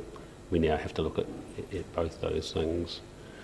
And that would be a real test of whether Mr. Freeland's correct in saying the provisions are reasonably similar. Yeah, well, we certainly, our consent planners, while they don't have to have any regard to the variation 2 at the moment, they're cognizant of the fact that it's sitting there and it's been progressed, and we will certainly provide them with some transition type advice. But yeah, it would be an interesting test. Hopefully, I believe that the subdivision consent and the application which has been put through, apart from the further information request, looks like it's been done in a good manner, and I would be hopeful that it wouldn't be a major or any real change as a result. But it's an interesting timing situation. So today is the first time I heard about reserves. So this is something that's gone on in the background. I think the words are recreation areas, is it? The word doesn't necessarily mean reserves, as I understand. Recreation spaces is the term, but typically for all subdivisions in the past and in theory currently, the requirement for reserves or the need for reserves is considered. As the city is reasonably well endowed in terms of recreation and reserve spaces, and we don't take them on lightly because there's obviously a management and cost, and getting those gullies is 7.5% of the value of the land previously, Kurt, has given the city a bit of legacy in that regard. And so in the last 10 years, for instance, I can't really think of too many situations where council has required a reserve contribution for a subdivision. But that's not to say that in a large greenfield area where we had an obvious connection between the two areas, or we had a dearth of recreation spaces for the community, we might consider that's a reasonable thing to do. And certainly in structure plans and private plan changes, we have negotiated reserve areas as part of the development. But can I just test whether is it a purpose of variation 2 to deal with reserve? It's not really part of variation 2. It's just something that's put in there as a matter to take into account. As I say, I think it reflects the fact that we do already consider it regardless, and so that's why I don't see the NDMA as being a new requirement, more so a explicit representation of what we currently do anyhow. I see it in the purpose statement anyway, but I think we've got one further question on that. And then it sort of gets to what almost seems like a circular relationship, because if you're saying that if this was done as a GR1 and done as of under that particular assessment, it would pretty much have the same outcome as if it was under an NDMA.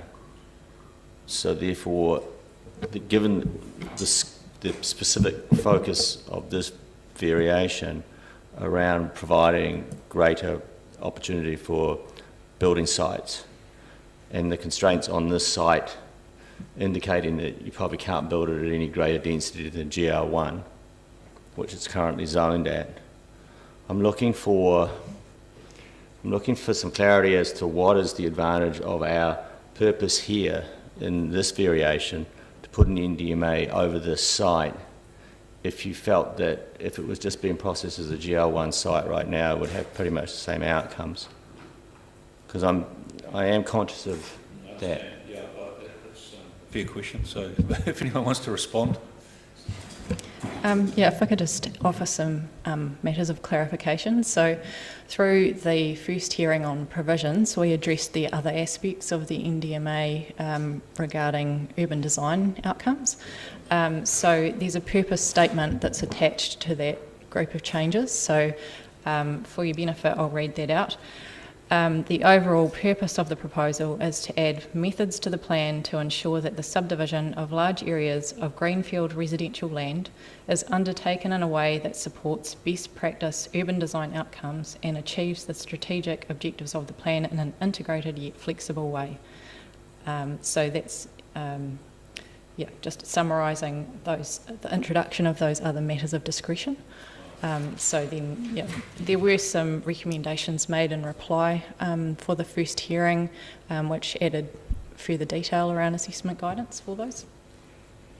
Is this greenfield land? It's within the NDMA. Right. So that includes, that is applied to large greenfield sites, some of which are proposed for rezoning and some of which are already residential zoned or RTZ.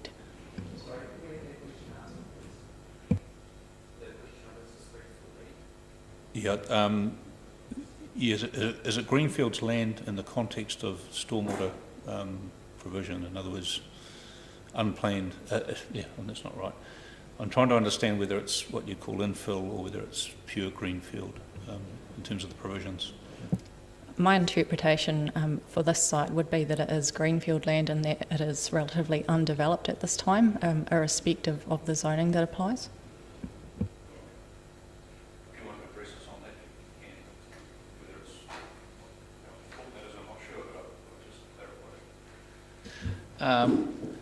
I think there is a distinction between greenfields land that is newly rezoned into a residential zone and greenfields land that is within the city boundaries, existing residential, and just hasn't yet been developed. And most of those blocks of land are steep and they haven't been developed for various reasons over the years, the size of, there's a distinction as to, in terms of the existing residential zones that are called greenfields, and as Ms McEwen mentioned, it's a large block of land. Well, I don't know what large means. Is more than 20 sites considered a large, therefore greenfields infill, and below, so just because it's a bigger block than others, does that make it an infill greenfields or not? I don't know, but I don't have an answer to that. Would the provision of services past the site be relevant to whether you consider? Well, it's services past and through the site.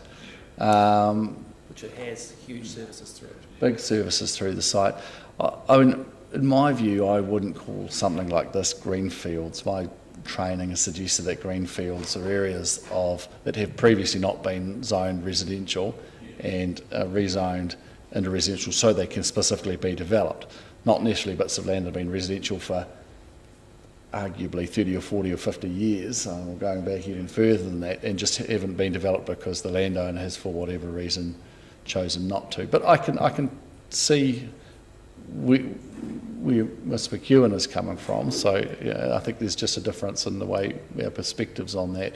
I think it's more important that to understand that with the new provisions, even though there's some discussion around not being an intention for a resource consent to be processed any differently, they are new provisions and they're written in a different way, and it will fall on the shoulders of the processing planners to make their interpretations of what those provisions mean, which could be significantly different to what we're used to at this point in time. I think we would like that clarified in the response, mainly because if it's not a greenfield site, because it's got services running through it and around it, then that objective that you read out won't be relevant in terms of those wider considerations. But there may be other objectives that are relevant, so we would just like that clarified when we come to make a decision on what the future for this land should be.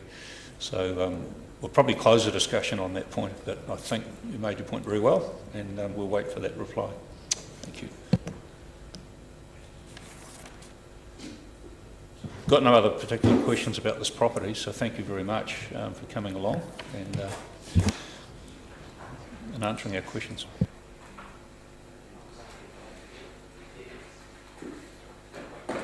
You might steal some I've got 3 other clients I'm representing who aren't here. It won't take long to go through, similar as to what we've been talking about. And I think Emma's got another one after that, if that's all right. All right, if we... Paul.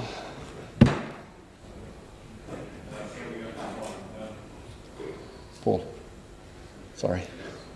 Can we scroll back over to where that Salisbury Road site was? And then the next one north of that. We'll just take a 10-minute break, Mr. Brown, if you don't mind. We'll just be going a little while. We'll just refresh and come back in about 10 minutes, okay? And meanwhile, get let up. Just adjourn for 10 minutes.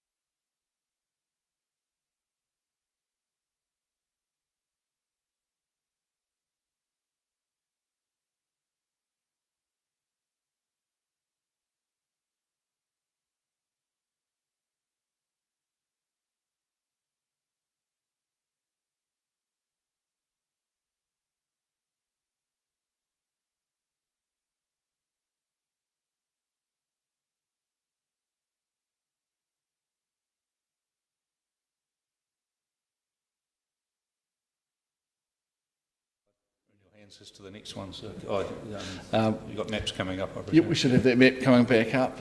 Emma's sitting here, but she's only preparing for her a couple of sites after me. So. Just so we didn't have to interrupt again.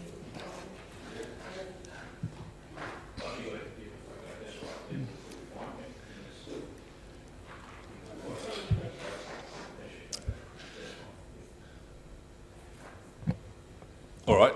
Yeah, we're in your hands as to the next ones. Thank you. Thank you. Okay. Paul's just brought up this site, NDMA04, which is similar to Jason Hewlett's site. It's situated over the top of an RTZ zone. However, this is a little bit different in the sense it is owned by, there's about 5 owners of the land. So it's also problematic in terms of that shared ownership and communal type infrastructure. So I'll just note to the committee that I'm acting for 3 of the 5 owners, 2 of who have actually recently sold their property to a development company called Willow Ridge Developments, who have engaged me to continue with the submissions if that's acceptable to the committee. So we have, you probably know Willow Ridge, Paul.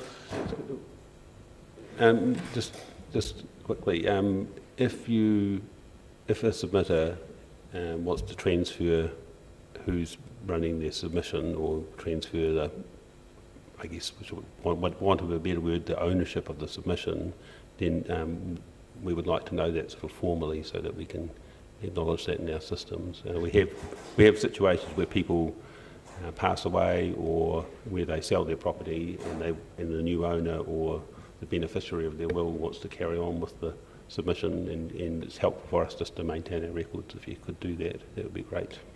We've got no opposition to that. We'll probably just formalise it by way of a note. Yeah. Yep, I only found out about 3 days ago myself. So what I can say is that the submitters under Glenelg Street Trust Board and Margaret Charles and Margarita Lazar have both transferred their submissions or sold their land with the submissions to Willow Ridge Developments Limited.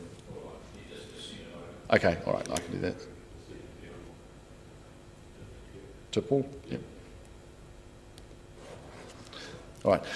So I don't think we need to go over the same sorts of things that we've been over before, but I did just want to raise this specifically as a site that I'm acting for a submitter on. Same problems in terms of an NDMA being proposed over a residential transition zone, just like the Hewlett property, but with the added complication of multiple owners to work with, hopefully, or if Willow Ridge had their way, they would buy all of the properties and then that would solve it, but they may not be able to do that. I'm happy to take any questions on that, otherwise we can just move on. It's on the other 2 owners there, have discussions been... Well, I also represent Christopher Connor and Tina Prendergast, who are one of the owners, and they're certainly keen on developing, and it's interesting, this site.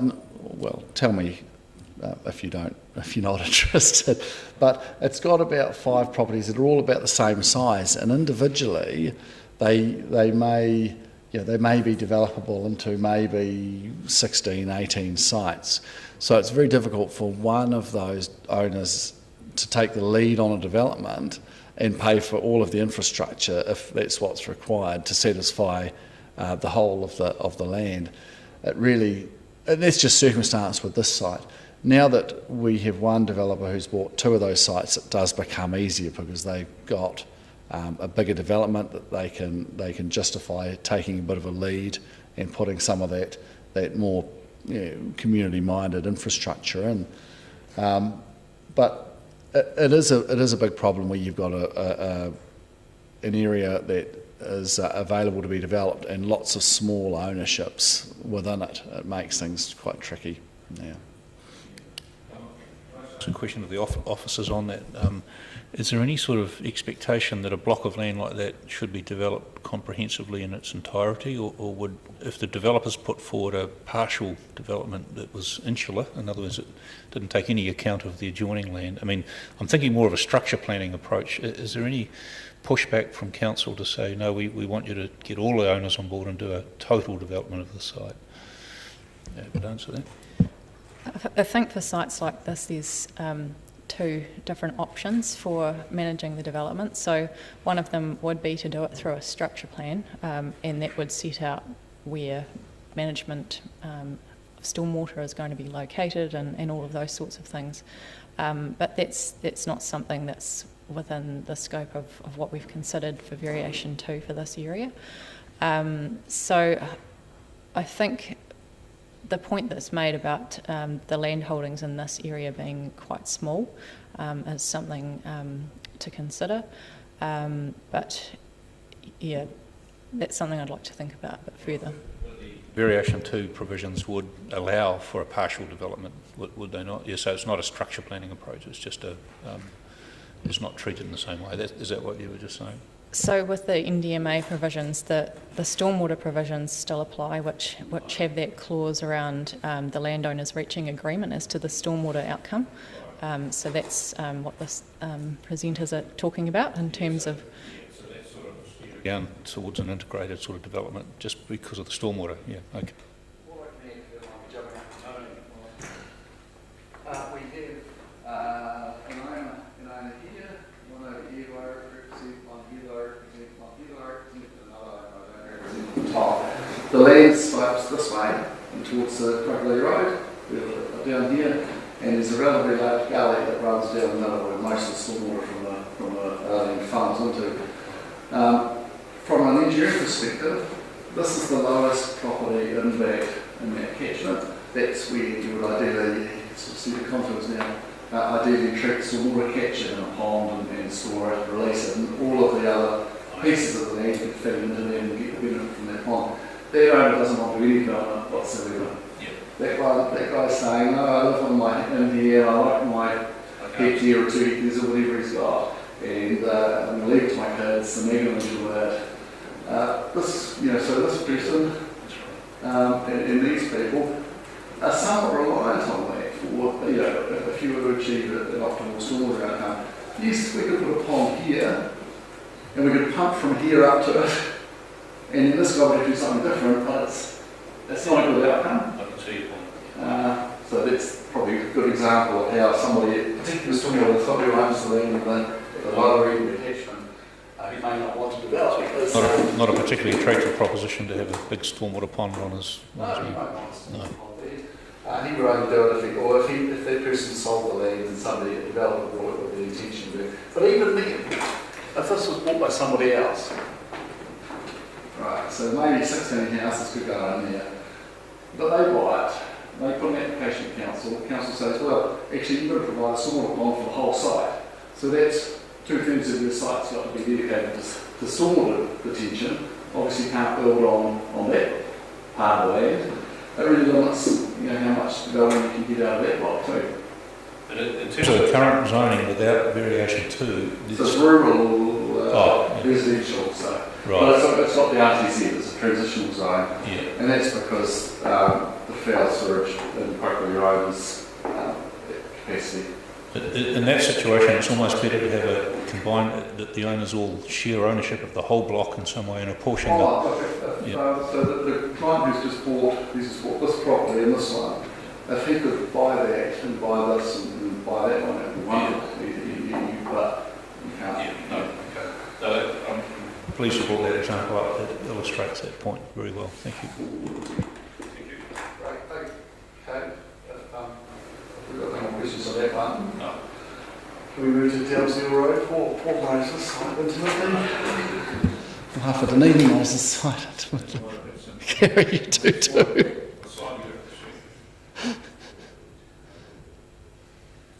We won't dwell on it.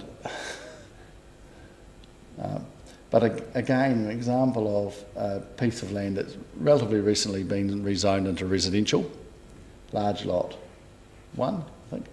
and it's proposed that there's an NDMA area 05 placed over the top of it,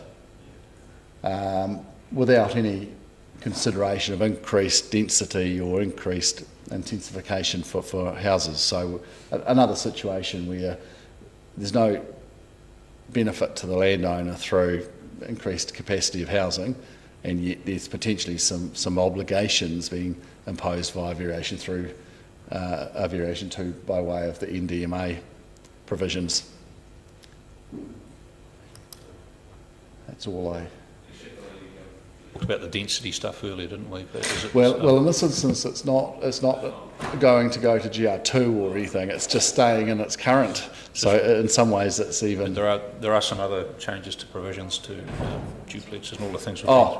Yes, the 400. Well, no, it won't apply here. This is large lot residential, so that the density isn't being proposed to change at all. And it's also the added structure plan over the top, which also sets out how many residential units there can be and which parts of the site. Just tell us that again, I didn't understand. So as part of the resolution of the appeal, there's also a structure plan over this area as well, which limits the number of residential units to certain parts of the site. So given there's no change or no change through variation 2 for increased density, and even if there had been, the structure plan would probably still get in the way of that. On that, thanks for raising that about the appeal, because that's not in the evidence as such. It's just something you've advised us today or recently, isn't it? Is that right? There's no information in the evidence about that appeal. No, I'm not sure about that. Because it's quite recent, isn't it? It's only been settled recently. The reason I ask is that I think I heard you say this morning, Emily, that the appeal didn't consider wastewater or stormwater aspects, so that there's a presumption that variation 2 still has to deal with all of that. Is that right? Yeah, no, it was actually, I actually said that it wasn't the focus of the structure plan. Alice Wooters quite correctly said that flooding was mentioned, etc., at the mediation, but the actual structure plan that came out of it, as I recall, but I'll find it, which is now called the Westercott Heights. Why can't I see it?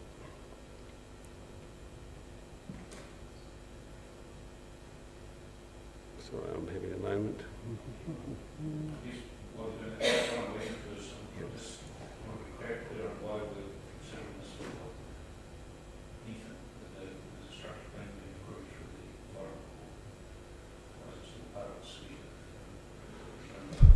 Well, it's still, in my mind, it's still, a large part of it is still greenfield in that it's undeveloped. And so the general principles about good subdivision design and management of stormwater still apply. And I guess there could be some argument for the NDMA only applying to the undeveloped parts of the site. I don't believe that, for instance, a subdivision application has come in for, I think it's Area Z, which is the area closest to Tyree Road. And so we've got a consent issued for all of that. Oh, you have now? Yeah, yep, okay. The whole area. No, I just wasn't aware that that was actually the case. So it's, if you've got a subdivision for all the development provided for in the structure plan, then it's probably pretty much a moot point as to whether there's an NDMA over it or not. As long as the subdivision consent is given effect to and you don't apply for a new one. Well, yeah, okay. So just to be clear on that, so what's the relief you're seeking for that? Removal of the NDMA area entirely. Okay. So we've got a structure plan, we've got an existing residential zone that's not becoming any more intensive, and we have a subdivision consent that's been issued some months ago for full subdivision right through there, which we're in the process of implementing. I'm not sure have we got evidence from you on this particular block, or is it in the submission? Yeah, yes, there is a submission on this one. Tom and Loretta Richardson. Right, and did that mention the No, I don't think it mentions that, and it certainly doesn't mention the subdivision consent that's been issued several months ago. What I'm going to invite you to do, Mr. Bowen, is when you're able to, is to please give us some supplementary evidence on this one, updating that new information for our benefit, and the officers are perfectly at liberty to comment or respond on that, but we would just like to know the factual position about that, and it might strengthen your case to have that NDMA dropped, but we should at least be aware of it in evidence. Yeah. Yep, I'll get that through to you very soon. Yeah, and we can also provide the consent order from the Environment Court and the approved subdivision consent as well. What we'll do then is, if we get that from you first, Mr. Bowen, and we'll send it to the officers, and they can incorporate that into their reply report, so they can respond to that. And it might be that they may or may not request that the NDMA not be pursued. I don't know, but at least that information can be formally recorded in evidence. Yeah. Yep, happy to do that. Okay, that sounds good. Thanks for that. All right, and the last one, Paul, if you can go to the maps and head to the Northern Motorway opposite Pine Hill.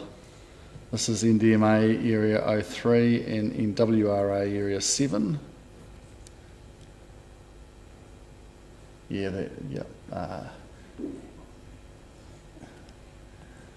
So this is that land that Paul's just highlighted there. Another area of residential land, not being proposed to have any new intensification, although a portion of it, which is GR1, not all of it, some of it's large lot residential, but a portion of it will pick up the bonus of the 400 square metre density when that comes in. So this area is also proposed to have an NDMA area and an NWRA 7, which I think is a wastewater restriction area, imposed over it for potentially a relatively small amount of benefit for the little bit of GR1 zone that exists that will reduce from 500 square metres to 400 square metres. So our proposal here is that we remove those NDMA areas and the NWRA area and allow it to be developed in accordance with the current rules. There is an application being processed by DCC for a subdivision consent throughout the whole of the area, but that's at the moment back on my desk with an RFI as well.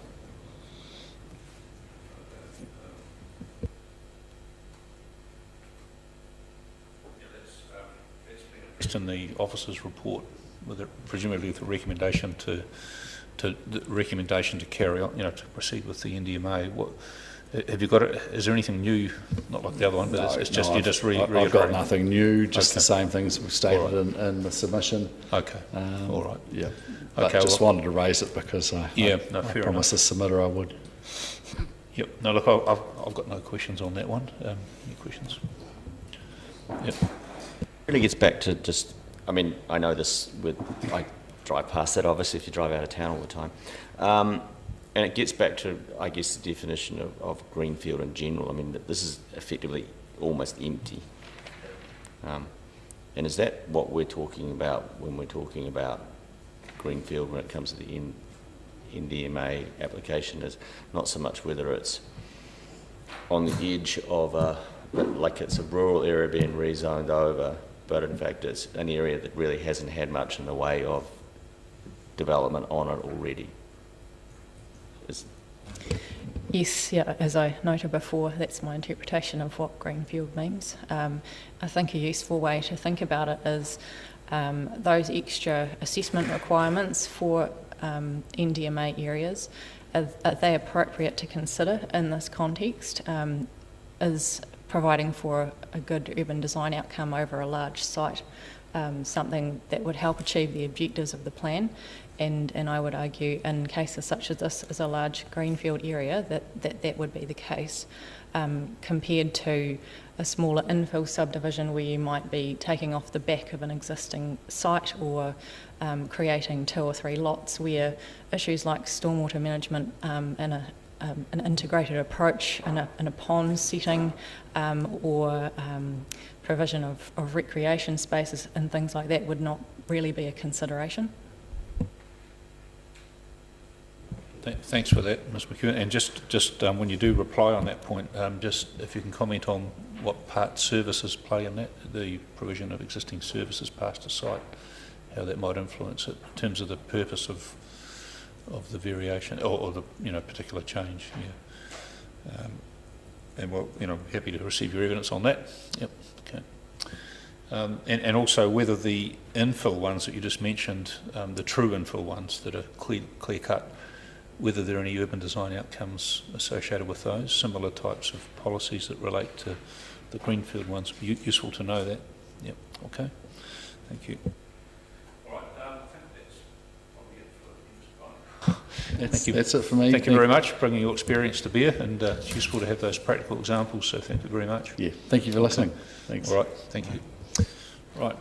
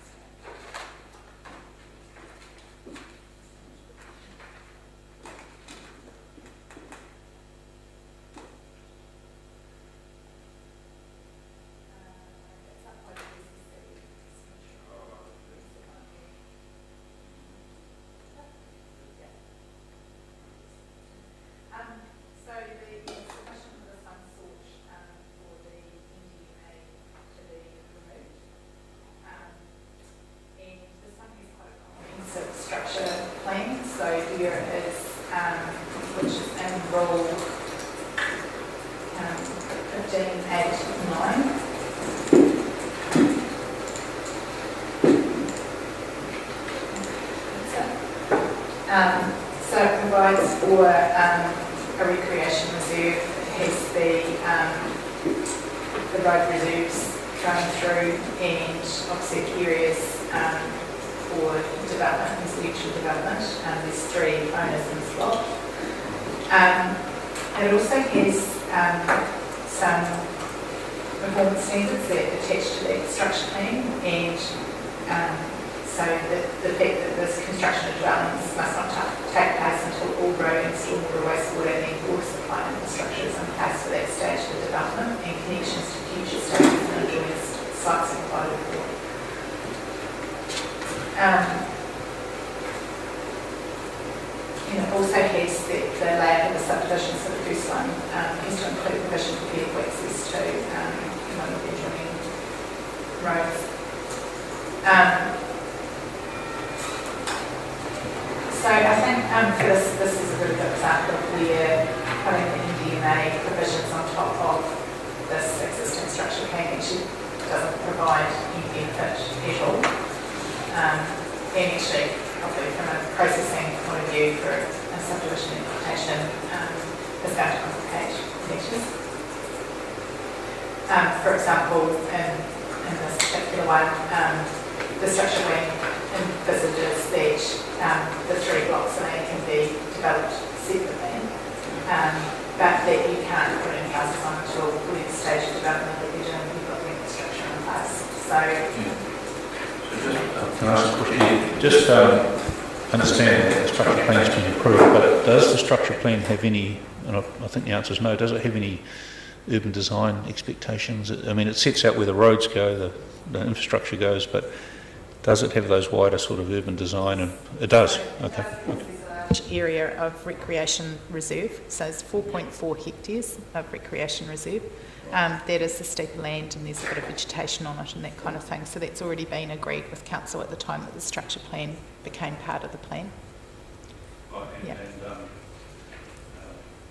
I haven't got the provisions in front of me, but do the NDMA have other considerations that lead to good urban planning, other than those infrastructural and parks and reserves, outcomes, design, those sorts of things? Do you know?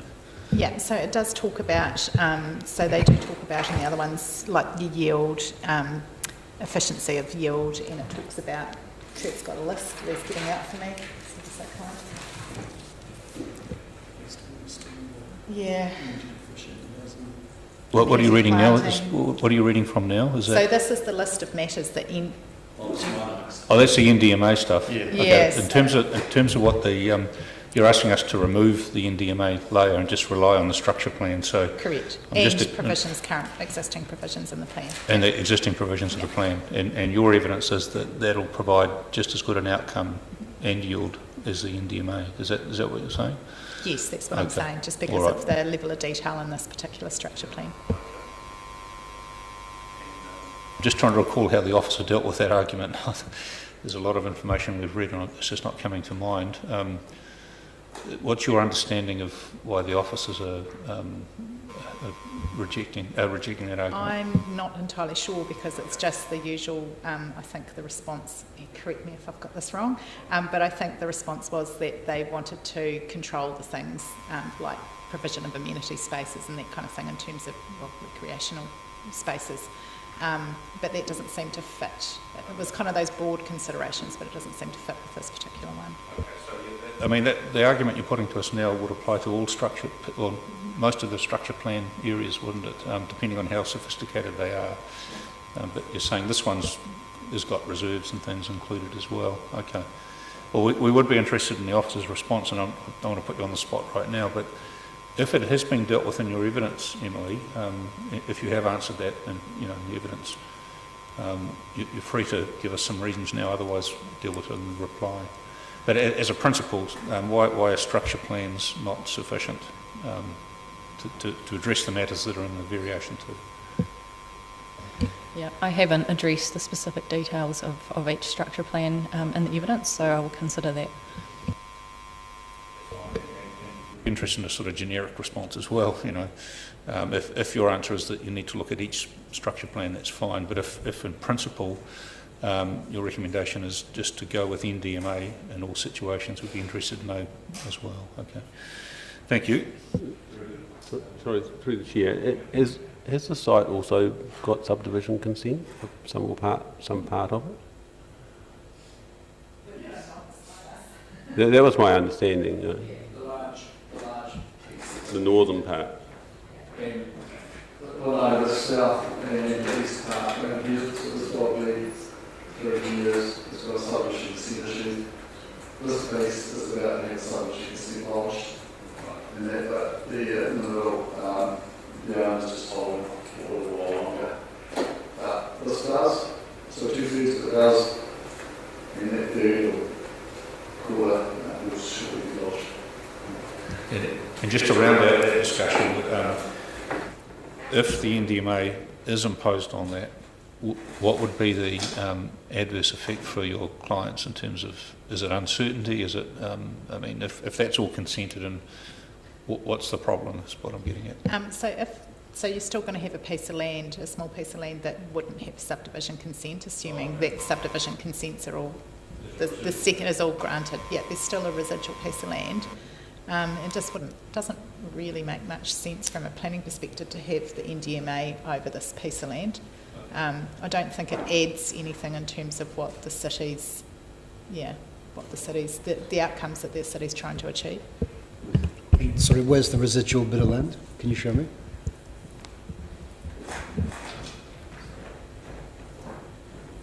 So currently subdivision consent through here.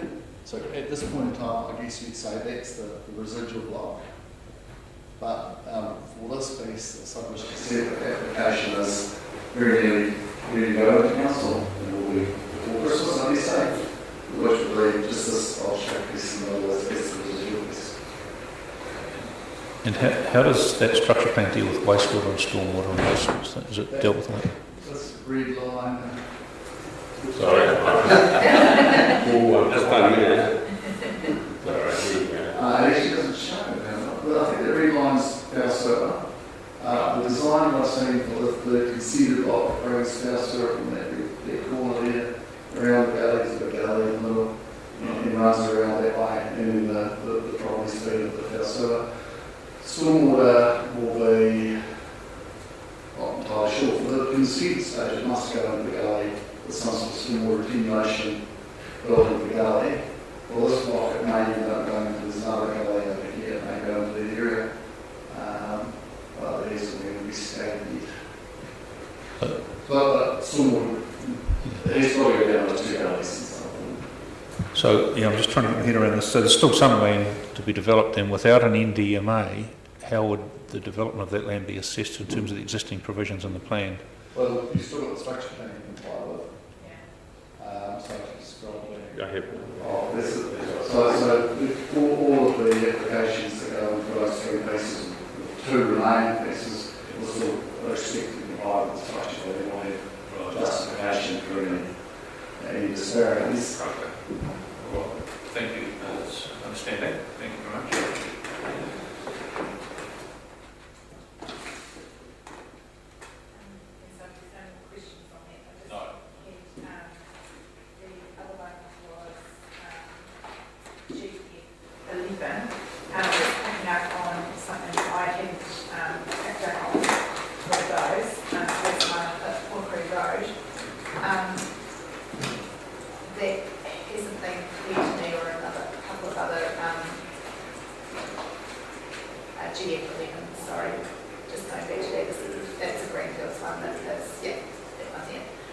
So that's not clear that there is an NDMA for one side of the road and then the other, because that goes across the whole area. And so my concern going forward would be that when it comes to the time of processing, that understanding that the policy team has wouldn't be carried forward into the time of processing. So if that is, I think it's easily remedied. We would just need to make sure that in any decision, if the NDMA is going to be retained, that it's clearly identified which sides of the road that it applies to. Is it just a mapping in terms of the overlay? Well, it could be 11A or 11B. It's just interim mapping or symbology on the map, which doesn't make it easy to traverse. Obviously, if the NDMAs go ahead and there are separate ones to either side of Walkery Road, we'll make sure that they're referenced as separate things, and the symbology will probably be quite different to show that they're separate elements. But it is, I appreciate it is difficult to see that on the map at the moment. You have to click through a number of things to get to that point. I've got no questions. I'm just trying to mulling over the fact that we haven't actually got evidence from you on any of these sites other than the submissions themselves. So, without going back to the submissions now, are they quite detailed in terms of addressing each of these parcels of land? Is there information in there? So the joint submission that we did today has obviously got the clients all listed in that, and that because most of the concerns that were raised in submissions were on those broad kind of matters. Yeah, and then the submission for NDMA 2 for Emerson Street requests that the NDMA level was removed. That's the relief. What I'm getting at is that for us to make a decision, we ideally we'd have evidence. Saying that you've certainly got evidence on the broad issues, and that's fine. Yeah. But depending on what extent of evidence the reporting officers have gone to on each parcel as well, I'm not sure, but I've asked Kurt to give us some information on one of the sites, but I'm happy to do that if you need me to. The point about this particular one, I only obviously became aware of today when they were talking about it, but I'm happy to put a note in about that. And NDMA 2, happy to put something in about that too if you want any more information. But it's like the structure plan one. That's it's the first time we've looked at that to see what and we've just made notes and stuff. But I'll talk to the panel. It's not. Yeah. So the submission is quite clear. The submission sets out all of the structure plan and the NDMA area and all that kind of thing. I don't know if it just may not have been covered to any detail in the section 42A because Ms McEwen just stated that she's dealt with things broadly rather than each structure plan mapped area. All It's right, got now, an NDMA. you know, don't provide anything other than what we've asked Mr Bowen to do. Don't provide anything for now. We'll review that. We'll have a look at the submission, and if we feel we need anything else, we'll ask. But yeah, certainly we'll leave it at that for now. And what you're giving today is evidence. It's just verbal, and we're having to make notes on it. So we'll see how we go with that when we work through it. Okay. All right. Perfect. Great. Thank you. Okay. Thank you very much. We'll adjourn the hearing. Thank you. Thank you.